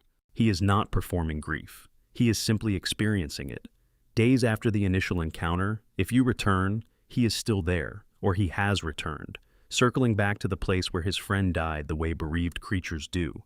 You can kill him and take his loot. You can also simply walk away and let him have this, and something in the game world is better for it. Rune, the Thieves Guild member in Riften, has a mystery baked into his name. Every Thieves Guild member has a backstory, a reason for joining, a history that dialogue allows you to access. Rune's backstory is that he found a coin in a burned building near his body when he was a child. A coin with strange markings he has never been able to identify, and the only name written near him was Rune. He has been searching for years for the origin of that coin, and for any information about who he was before the fire. He has not found anything. He may never find anything. The Guildmaster quest that would theoretically involve resolving his backstory was cut before the game shipped, leaving Rune with a mystery that was deliberately opened and then left permanently unresolved. The wedding rings in Skyrim. Marriage in Skyrim is simple and oddly casual, mediated by the Temple of Mara and an amulet of Mara worn to signal availability. When you marry an NPC, they come to live with you and provide minor benefits. If your spouse dies, you cannot remarry. Wearing the amulet of Mara after a spouse's death does not trigger new proposal dialogues. The priests of Mara offer no explanation for this policy, no theological justification, no practical one. Is it a game mechanic that was not designed with follow-through? Is it an intentional cultural statement about how the people of Skyrim view marriage? The Temple of Mara, the institution that oversees marriage in the province, says nothing about it. The Spriggan matron in Eldergleam Sanctuary is almost never attacked and almost never attacks. She patrols the space with a quality of presence that feels different from the territorial aggression of typical Spriggans, more watchful than hostile. The Eldergleam itself, the oldest living thing in Skyrim, has an air around it of something that deserves the word ancient, in a way most things in this world do not. What is the relationship between the Eldergleam and the divines who planted it, if anyone did? Kinnereth's shrine is inside the sanctuary. Her blessing is associated with the tree. The specific nature of that association is not clarified. The Sijic order, glimpsed briefly in the college quest and noted in several loading screen texts, raises questions at every appearance that are never answered. They move through time effortlessly. Their island, Arteum, has the ability to remove itself from normal space. They possess knowledge of events before those events occur. Why did they allow the Eye of Magna situation to develop as far as it did before intervening? If they can see what is coming, they could have acted months or years earlier. Their decision to wait until the last possible moment suggests either that the outcome required the full process to unfold, or that their relationship with time has made them comfortable with allowing events to reach their natural endpoints before interceding. Neither explanation is satisfying without more detail that the game does not provide. The Breton people, whose heritage includes the Reachman ancestors who were themselves part mirror in ancient history, occupy a unique genetic position that the game's lore gestures toward without fully exploring. Bretons are naturally more resistant to magic than other human races because they carry elven blood from the mixing that happened in High Rock's ancient past. What does it mean, culturally and psychologically, to be a people whose distinctiveness comes from an intersection that neither originating culture fully acknowledges? The Bretons who end up in Skyrim carry this complexity with them, and it is never quite surfaced in their dialogue. The ancient word walls in Skyrim were carved by humans for humans, recording the dragon language in a form that a dragonborn could absorb on contact. This means they were built by people who were themselves not fully capable of using what they inscribed. They carved the words into stone so that someone who might come later could learn them, an act of faith in the future that required knowing the words were meaningful without being able to fully use them.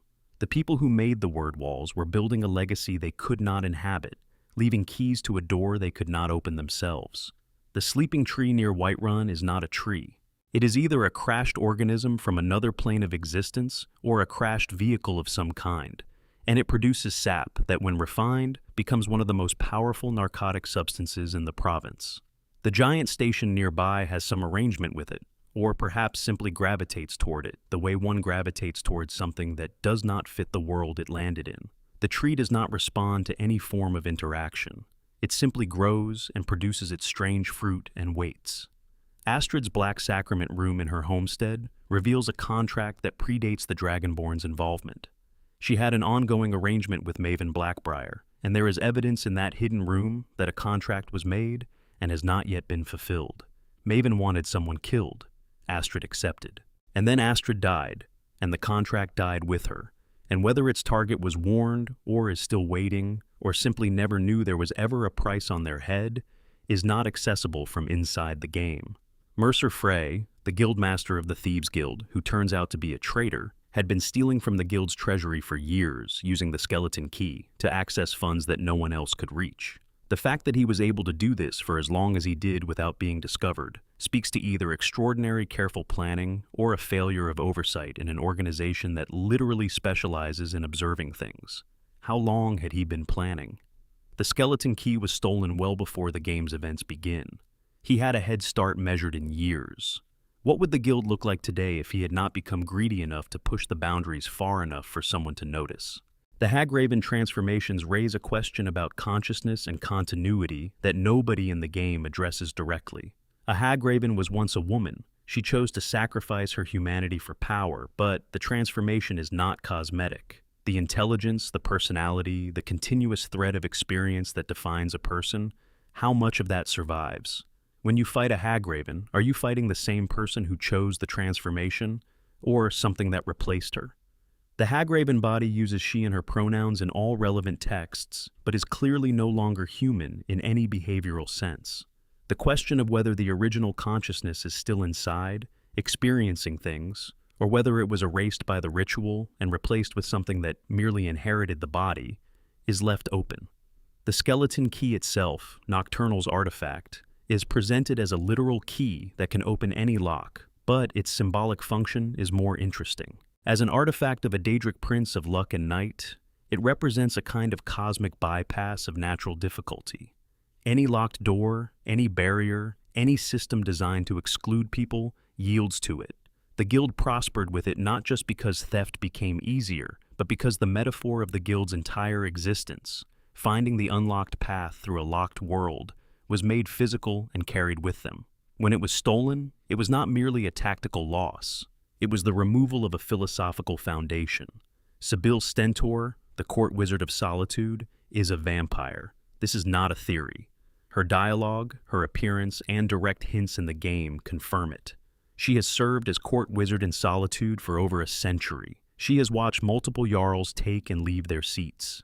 She knows the political history of the hold personally because she lived through it. She feeds ethically, according to available information, taking small amounts from willing donors.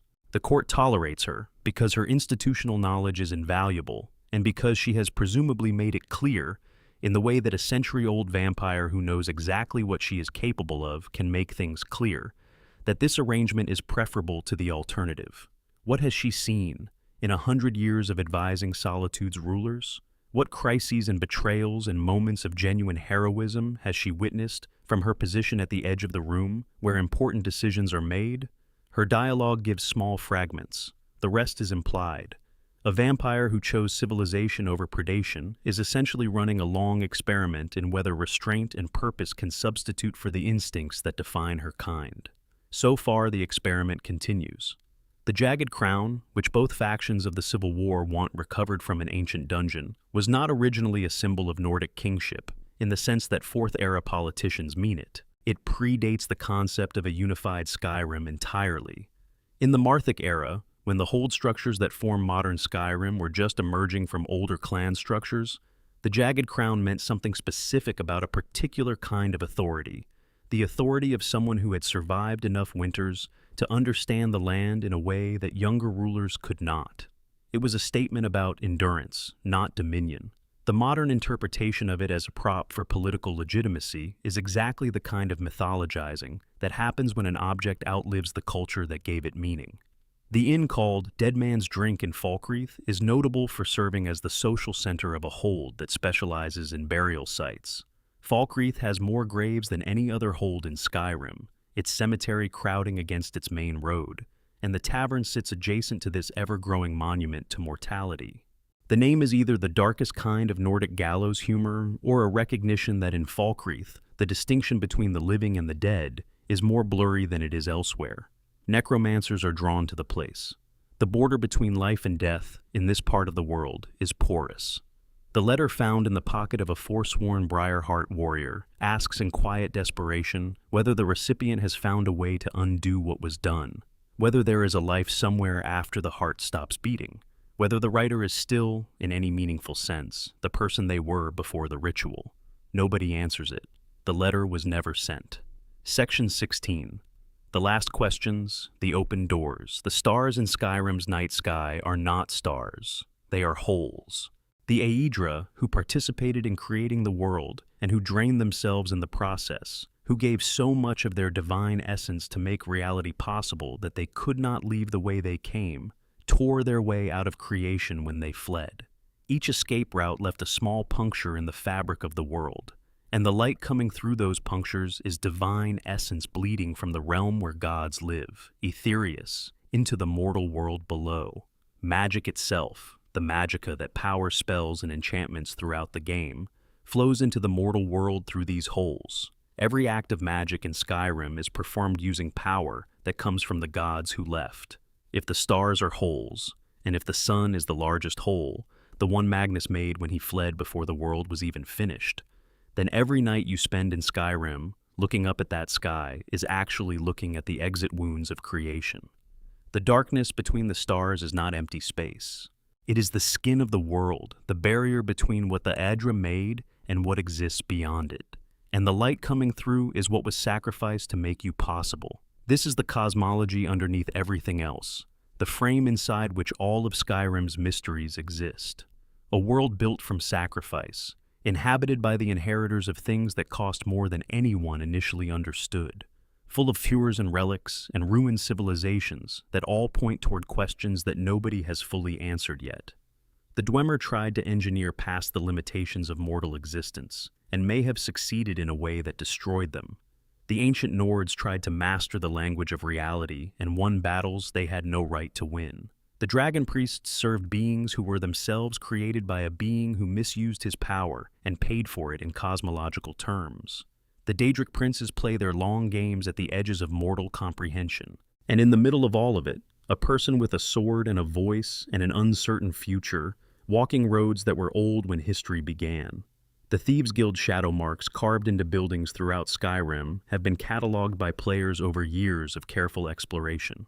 The marks indicate safe houses, valuable targets, dangerous locations, and recently robbed sites, all in a simple symbolic language that thieves can read and civilians cannot. What has not been cataloged, or at least not officially acknowledged, is whether all of the marks in the game were placed deliberately as narrative detail, or whether some of them are artifacts of procedural placement that create patterns the designers did not specifically intend. The mark system is so thorough and so internally consistent that the guild feels genuinely operational in a way that few in-game organizations do. Someone was thinking carefully about how professional criminals would actually communicate. The Dwemer book titled Kagranak's Motives is available in certain libraries in Skyrim, and it presents a sympathetic interpretation of the chief engineer's project. He was not mad with ambition, the book argues. He was genuinely trying to save his people from a cosmological system that seemed designed to benefit the Idra who created it and burden everyone else. The Dwemer were atheists in a world where the gods were verifiably real, where their interference in mortal affairs was demonstrable and ongoing, and where refusing to participate in divine systems of worship and obligation seemed like the only intellectually honest position. Kagranak was trying to find a way out of the game entirely, a way to elevate his people to a position where they would no longer be subject to the whims of beings they had never asked to be created by. Whether this makes him a hero is left, as most things in Skyrim's lore are left, to the reader. The Forgotten Vale, accessible through the Dawnguard questline, contains the ruins of Snow Elf civilization at its height, before the betrayal, before the poisoning, before the thousands of years of underground degeneration that turned a sophisticated elven culture into the Falmer. The Vale is beautiful in a way that makes the rest of the questline hurt more. You have seen what the Falmer are, what they have been reduced to, and now you are standing in what they built when they had the freedom to build beautiful things. The architecture is graceful in ways that Dwemer architecture, which is impressive but also cold and mechanical, is not. There is an aesthetic sensibility here, a feel for organic shapes and water and light that speaks of people who understood beauty as a practical necessity rather than a luxury. The frozen waterfalls, the ancient towers, the sense that this space was designed by someone who loved it before the forces that destroyed it arrived.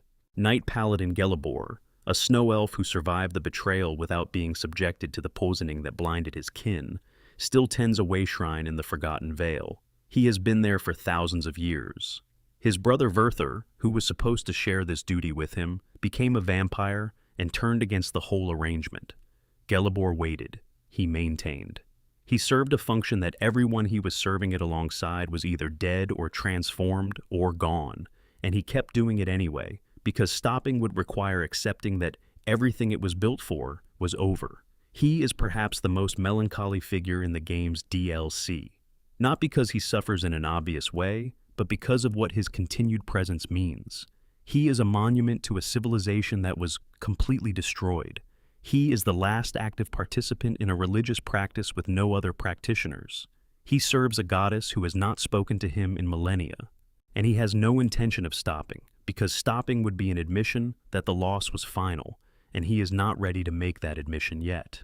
The Thieves Guild's Twilight Sepulchre, where the Nightingales serve Nocturnal as guardians, contains an artifact called the Ebon Mirror, a conduit between the mortal world and Nocturnal's Evergloam.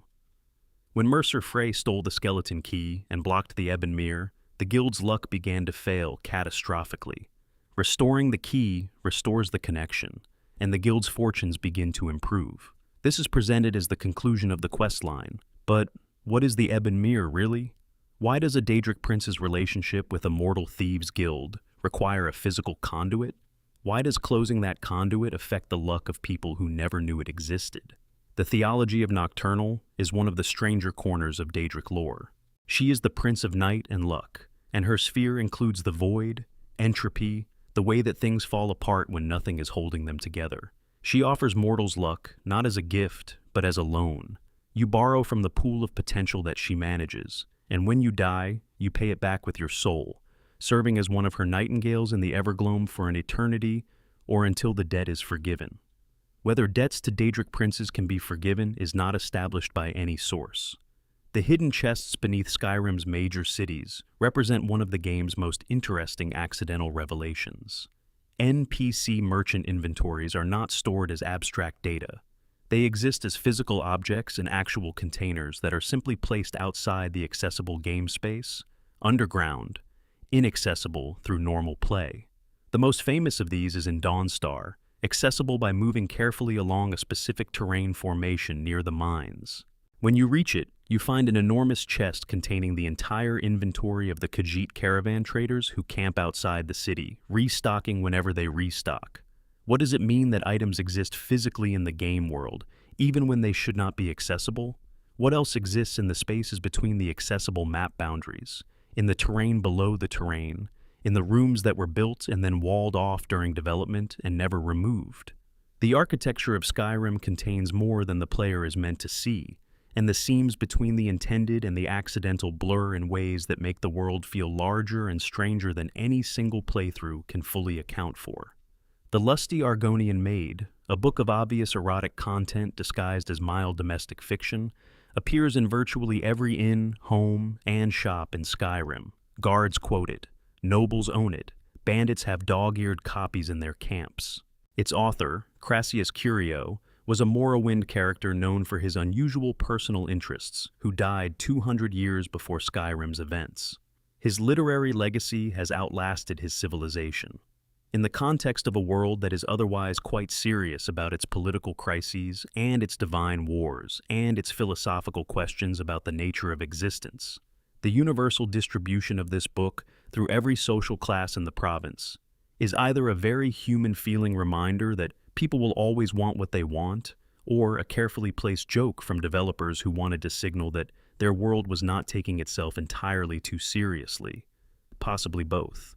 Section 17. The magic systems, the limits, and the things nobody teaches you. The College of Winterhold teaches 5 schools of magic: destruction, restoration, alteration, conjuration, and illusion. These are the organized, categorized disciplines that have been taught in some form or another since before the Mages Guild existed in its earlier iterations.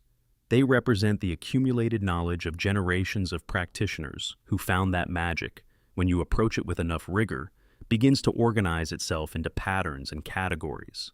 They are the map that scholars drew of territory that was always larger than the map. But the map is not the territory. Outside the 5 schools, there are forms of magic in Skyrim's world that do not fit the official curriculum.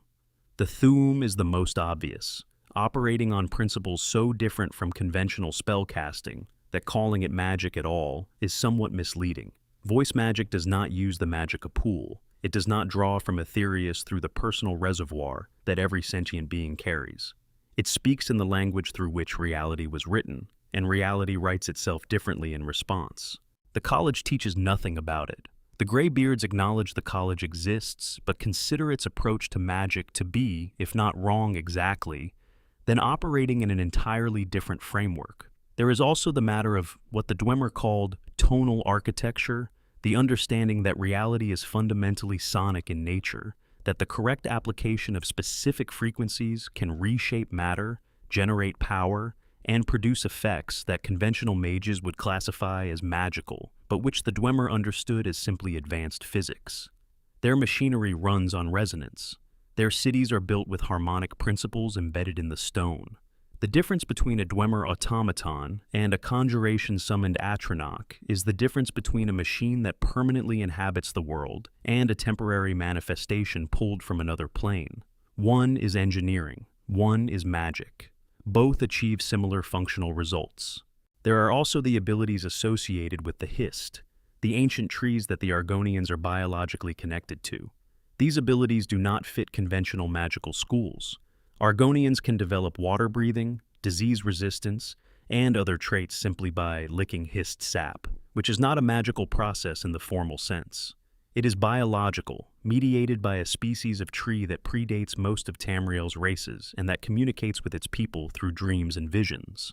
Whether the Hist itself is magical, whether it is alive in the sense that implies consciousness, whether the dreams it sends to Argonians contain accurate information about the future or about places its people have not visited, nobody outside the Argonian people can say for certain because the Hist does not communicate with non-Argonians. The Hist's relationship with time is one of the game's most oblique mysteries. In the Elder Scrolls Online, set roughly 1,000 years before Skyrim, there is evidence that the Hiss trees know things about the future and act on that knowledge, withdrawing from certain political situations and expanding their influence in others in ways that only make sense if they have information about how those situations eventually resolve. In Skyrim, a single Hiss tree appears in Riften's Orphan Rock area, far from Argonian territory, alive and apparently functioning in an environment it should not be able to survive. Why is it there? Who brought it? What is it watching in the cold northern hold where Argonians are refused entry to the city? The ward spells used in restoration magic are interesting in a specific way. They create a visible barrier of magical force that blocks incoming magical attacks. This means there is something in the world of Tamriel that is explicitly a defense against magical force, which implies that at some point in the history of magical practice, practitioners identified a specific problem and developed an equally specific solution for it. Who developed the first ward? The act of invention of someone standing on a battlefield with magical fire coming toward them and thinking, there must be a way to stop this, and then working out the principles through some combination of experimentation and theoretical insight, is one of those moments of human ingenuity that the game's lore gestures toward but rarely narrates. The Restoration School in general raises questions about what healing actually means in a world with a more complex understanding of souls and bodies than our own. When a healer uses restoration magic to close a wound, they are doing something that the game describes in functional terms. Health is restored, injury is reversed. But what is being reversed at the cellular or magical level? Is the healer pushing time backwards in a localized sense, undoing the damage by returning the body's state to before the injury occurred? Is the healer providing raw magicka that the body uses to accelerate its own healing processes? The game does not specify, and the distinction matters because it would change what the limits of healing magic actually are. Can a healer undo disease? In Skyrim, restoration magic addresses poison and disease, suggesting the answer is yes, at least to a degree. Can a healer undo aging? Nobody in Skyrim is trying to live forever through restoration magic, but the theoretical question of whether it is possible hangs over the system. Vampires have their immortality through Molag Bal's curse. Werewolves have their extended vitality through Hircine's influence. Powerful mages like Neloth in the Dragonborn DLC extend their lives through mysticism, but a sufficiently powerful restoration mage, one who understood at a fundamental level what the magic was actually doing to tissue and time, might theoretically be able to reverse the process of aging the way they reverse the process of wounding. The fact that no one in the game has achieved this might mean it is impossible. It might mean no one has tried hard enough yet.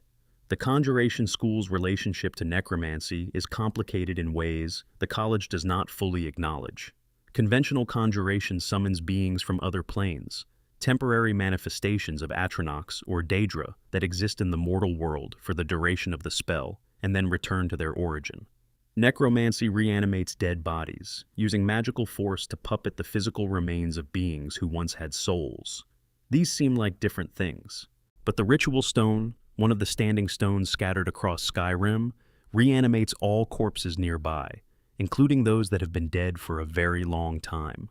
The college's undead lab contains specimens that have been maintained in various states of magical animation for research purposes. At what point does an animated corpse retain anything of the person it once was?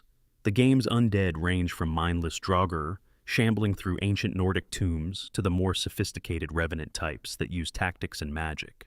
Whether the soul of the original person is still somehow attached to these reanimated shells, suffering through each combat encounter, or whether the animation is purely mechanical and the soul has long since gone to its proper destination, is a question the college has apparently decided not to look at too closely. The Soul Cairn, accessible through the Dawnguard DLC, is the destination of souls trapped in soul gems and used for enchanting. It is a vast, gray wasteland, populated by the shades of people who were trapped in this way, neither alive nor properly dead, unable to reach their intended afterlives, wandering the desolate expanse of a plane that feels like a waiting room, with no scheduled departures. The ideal masters, the entities who created and maintain the Soul Cairn, are beings of unknown origin who subsist on captured souls. They are ancient. They are powerful. They are fundamentally alien in their communication. The practice of soul trapping, completely normalized throughout Skyrim's economic and magical systems, is only revealed to be the spiritual atrocity it is when the Dragonborn physically visits the soul cairn. Until that point, soul gems are just crafting materials, soul trapping is just a useful spell, and filling a grand soul gem is just a step in the enchanting process. After visiting the soul cairn, every soul gem in every shop inventory looks different. The casual economy of soul capture, which the game treats as no more morally weighted than buying iron ingots, has a destination that nobody who sells soul gems to adventurers at the Riverwood Trader is thinking about. Section 18. The history between the lines. What happened before you arrived? Skyrim's Fourth Era is a moment in an extraordinarily long history, and the mysteries of the present are often most clearly understood by looking at what came before in the long chain of events that produced the current situation. The Battle of Red Mountain, which we have already discussed in terms of the Dwemer disappearance, also produced a set of consequences that reshape Morrowind's political landscape in ways that still ripple into Skyrim's world. Three Dunmer figures, called the Tribunal, used the tools Khagranok developed and the Heart of Lorkhan to raise themselves to divine status. Vivek, Almalexia, and Sothasiles became gods, ruling Morrowind as a divine council for 3,000 years. This worked in the sense that they maintained power and kept the province relatively stable. It also caused the Azura Curse, which turned all the Chimera into Dunmer as cosmic punishment for their leaders' actions. The Dunmer in Skyrim, especially the generations born there who have never seen Morrowind, carry the mark of this ancient crime in their gray skin and red eyes without having any personal connection to what caused it. After the Red Year, when Red Mountain finally erupted in the Fourth Era and devastated Morrowind, the Tribunal were long gone by that point, Vivek having disappeared, Almalexia having gone mad and been killed, Sothasil having been murdered by Almalexia in his own mechanical city. The divine framework that had maintained the province for 3,000 years collapsed over the course of a few generations, and the eruption finished what the political collapse started. The Dunmer refugees in Windhelm have been there for over 200 years. They are not recent arrivals. Multiple generations of Dark Elves were born in that cold city, in the Grey Quarter, knowing no other home. The discrimination they face is not the reflexive hostility of people who do not know their neighbors. It is the settled, institutionalized prejudice of a society that has had 200 years to decide how it feels about these particular neighbors and has decided, collectively, to keep them at the level of tolerated presence rather than genuine community membership. Ulfric Stormcloak, who fights for Skyrim's freedom under the slogan of Liberty for Nords, does nothing about this. Not because he is unable, because his conception of freedom does not extend to people who are not Nords. The Night of Tears, the massacre that began the sequence of events eventually leading to the Dragon War, is presented in Nordic history as an unprovoked snow elf attack on the first human settlement in Skyrim. The history has been told from the perspective of the survivors, which means Isgrimor's perspective, which means a story where humans were innocent victims and snow elves were aggressors. The Eye of Magnus complicates this. The snow elves knew the eye was beneath Sarthal. Their attack was targeted, not general. The human presence there was, from the snow elf perspective, an unacceptable proximity to an artifact of enormous and dangerous power. Their attack was preemptive. Whether preemptive violence against a settlement that was presumably peacefully farming and building at that point constitutes legitimate self-defense or aggression is a question that Nordic history has answered definitively in one direction, and that the game's additional lore quietly refuses to confirm. The subsequent genocide of the Snow Elf civilization, led by Ysgramor and his 500 companions, was thorough. The survivors who sought refuge with the Dwemer were enslaved and deliberately blinded. The survivors who could not reach the Dwemer were hunted until nearly extinct. The last remnant of Snow Elf civilization in Skyrim's Fourth Era is Gelebor, one survivor in a hidden valley, and the Falmer, who are no longer recognizable as the Snow Elves they descended from. This is what total cultural destruction looks like after several thousand years have passed over it. This is the distance between what was done and what remains. The Great Collapse, the event that destroyed most of Winterhold roughly 80 years before the game's events, remains officially unexplained. The association with the college has been disproven to the satisfaction of scholars, but not to the satisfaction of the local population, which is a crucial distinction. The city of Winterhold, now barely more than a main road and a handful of buildings, is a ghost of the prosperous port it once was. The Jarl's longhouse sits above a cliff that drops into the sea where there was once a city. You can see the foundations of buildings at the waterline on calm days, sticking up from the bay like broken teeth. What caused it? The Red Year in Morrowind, whose eruption sent waves of geological disturbance northward through the sea floor. Some interaction between the magical emanations of the college and the natural coastline. Something older, a consequence of the college sitting on land with deep magical significance dating back before its construction. All three theories have adherents. None can be conclusively proven from the evidence available in the Fourth Era. And the mystery is complicated by the question of why the college survived when everything around it was taken. Whether the college was protected by its own enchantments, or by the specific nature of the land it occupies, or by something that nobody has identified, it stands as the sole survivor of a catastrophe that should have taken it with everything else. Helgen, the town where the game begins, is destroyed by Alduin's attack. This is the inciting event that sets the entire game in motion. But Helgen's destruction raises a question about scale that the game only partially addresses. If Alduin has been systematically resurrecting dragons and directing them back into the world, how many dragons have been resurrected and where are they?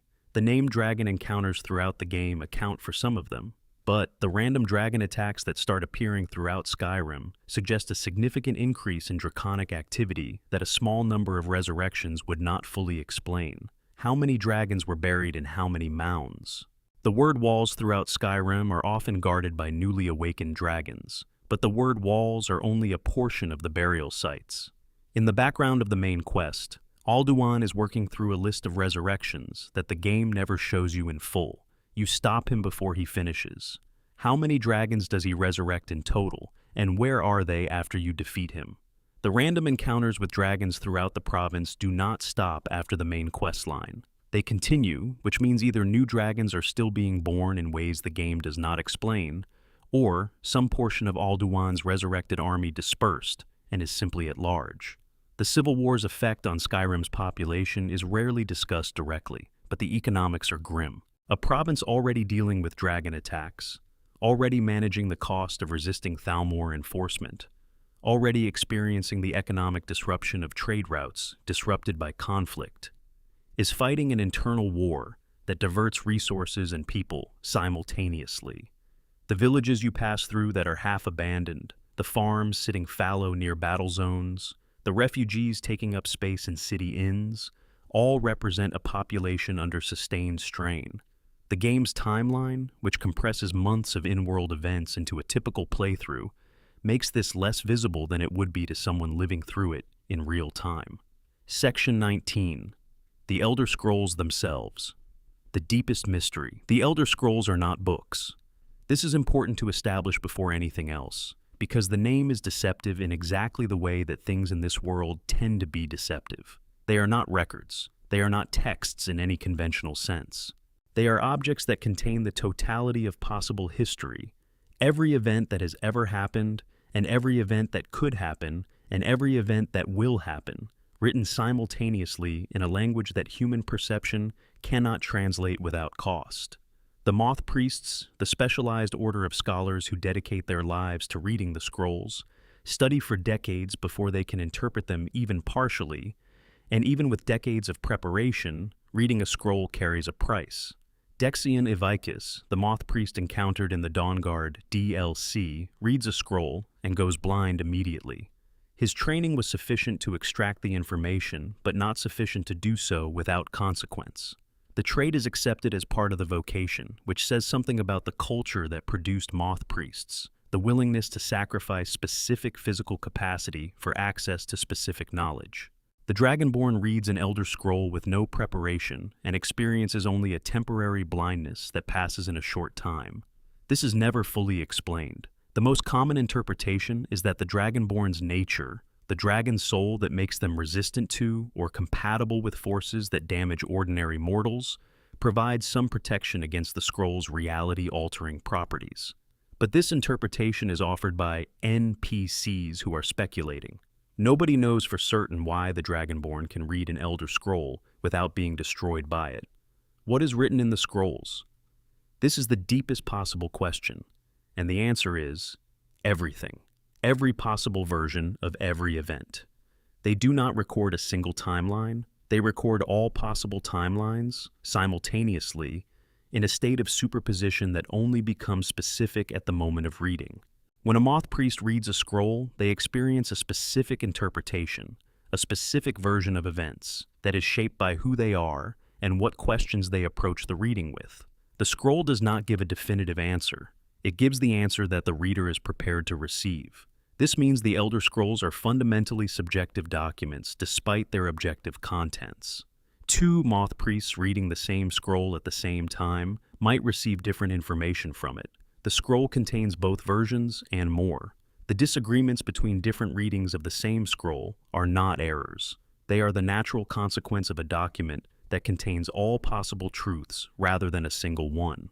The fact that there are multiple Elder Scrolls, not a finite and fully cataloged number, not a set of specific documents with specific contents, but an apparently unbounded number of documents whose relationship to each other reflects the unbounded nature of possibility itself, suggests that the scrolls are not authored.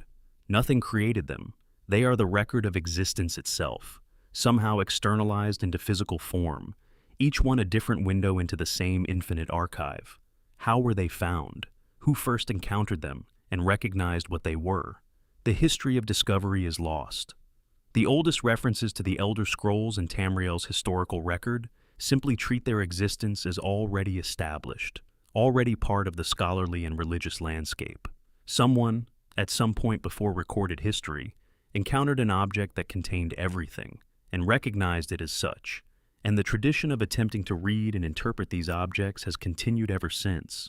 Nobody in the game can tell you who that first person was or where they found the first scroll. Section 20, Final Mysteries, the small ones that stay with you. The largest questions in Skyrim's world can be surveyed from above, their shape discernible even if their details remain obscure. But some of the most persistent mysteries are the ones that resist even that kind of overview. The ones that seem too small to have explanations, but that the mind returns to anyway. There is a child named Aventus Aretino in Windhelm, alone in his family's empty house, performing the Black Sacrament. He is young enough that the scene of a child surrounded by ritual murder components is immediately disturbing. He is asking the Dark Brotherhood to kill Grelad the Kind, the cruel headmistress of Honor Hall Orphanage in Riften. He escaped from the orphanage, stole his mother's remains, learned the forbidden ritual, and has been performing it for weeks, alone in the dark, chanting to assassins he has never met, asking them to kill the woman who beat and starved the children in her care. When the Dragonborn kills Grelad, they receive no direct acknowledgement from the Brotherhood. They receive recognition from Aventus that his contract was fulfilled.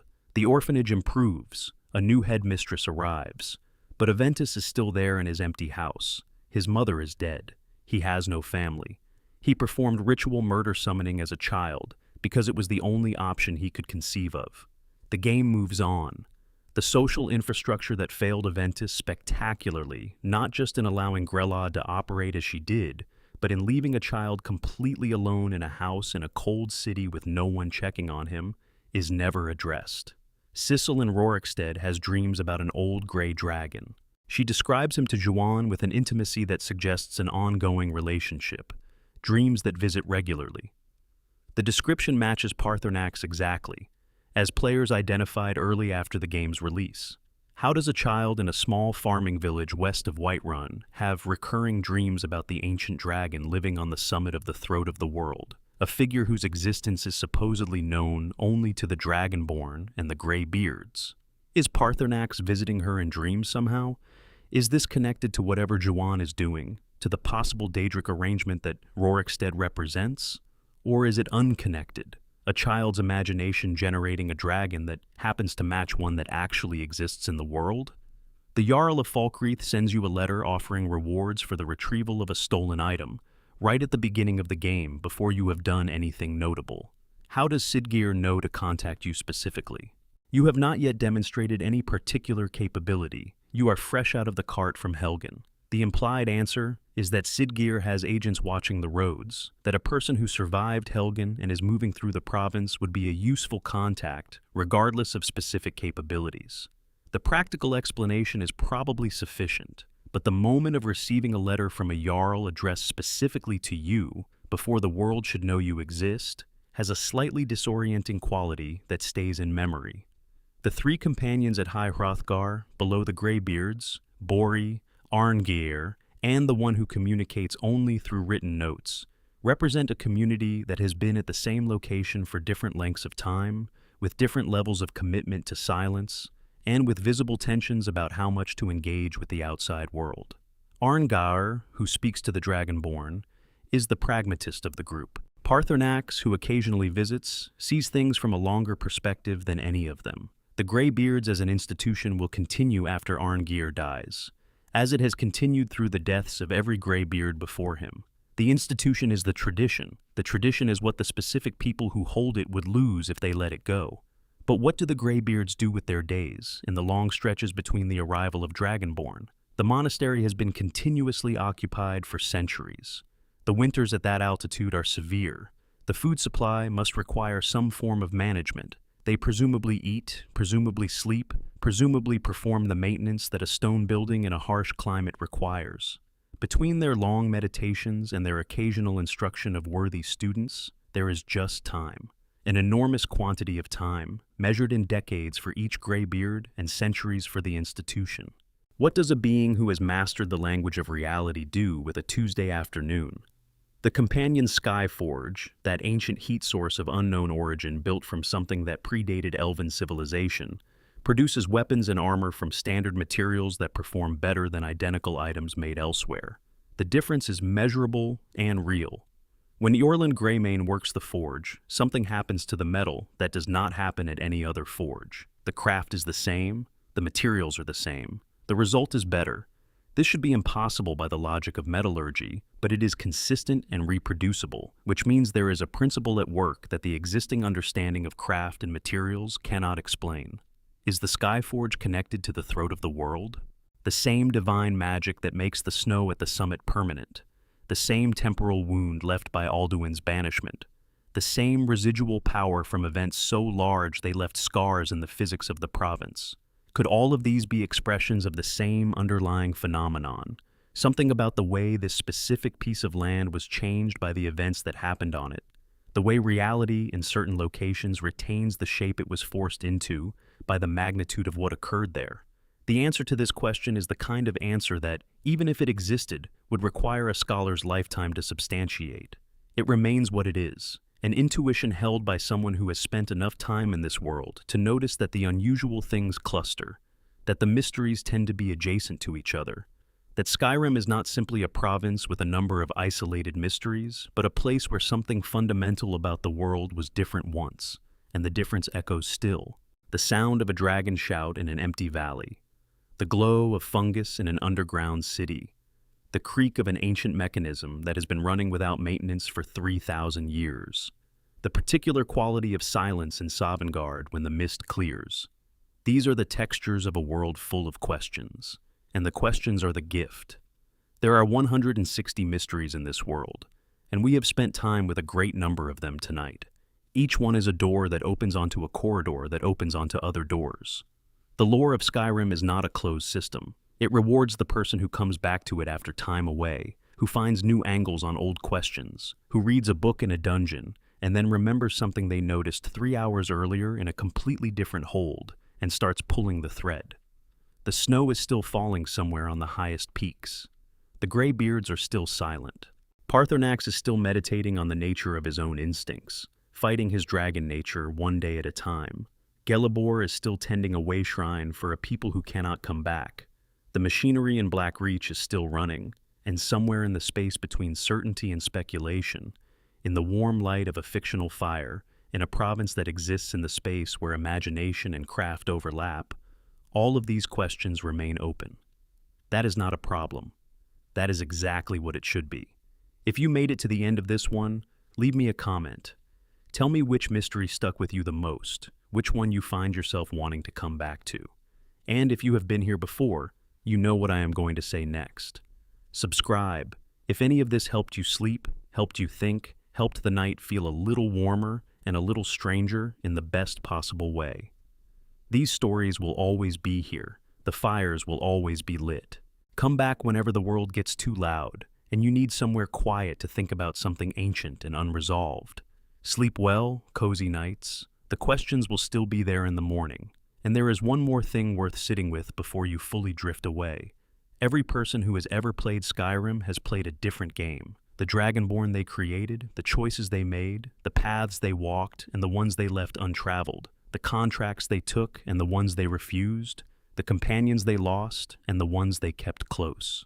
No two playthroughs are the same, not just mechanically, but in terms of what the player noticed, what caught their attention, what made them stop and think. The mystery of Rorikstead does not exist for everyone.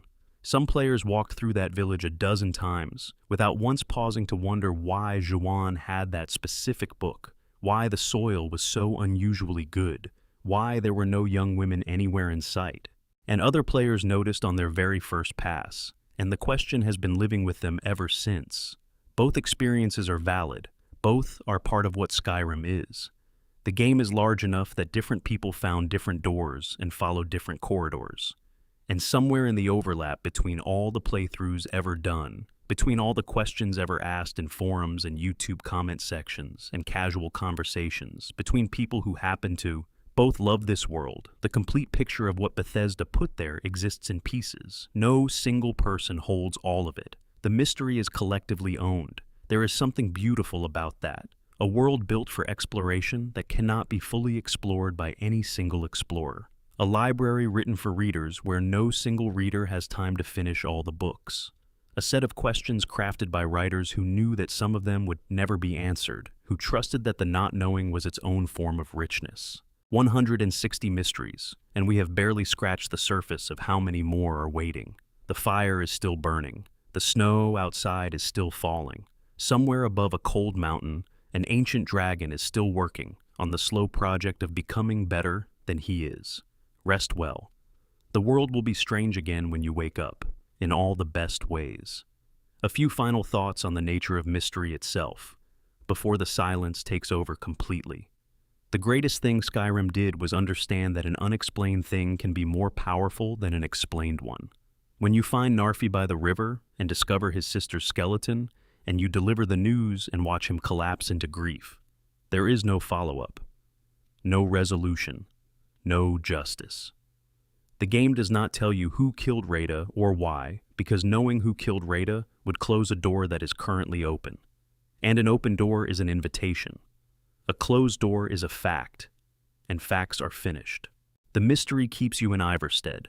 The mystery keeps Narfi real to you, long after you have left his corner of the world and moved on to bigger stakes. The person who knows exactly what happened to Rada has a complete story.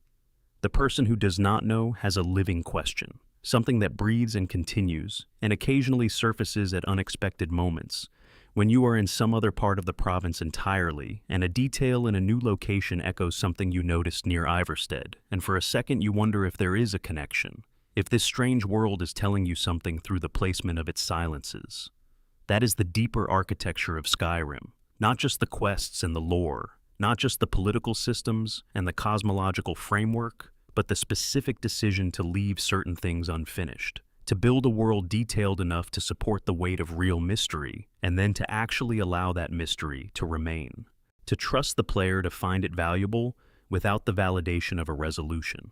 160 mysteries, but really, infinite ones, because the mysteries that are answered spawn new questions at their edges, and the questions that seem answered from one angle reveal new depths from another, and the world keeps generating meaning the longer you spend with it.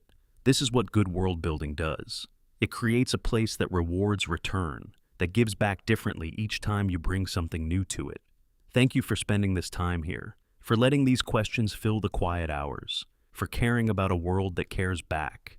Sleep well and dream of ancient things.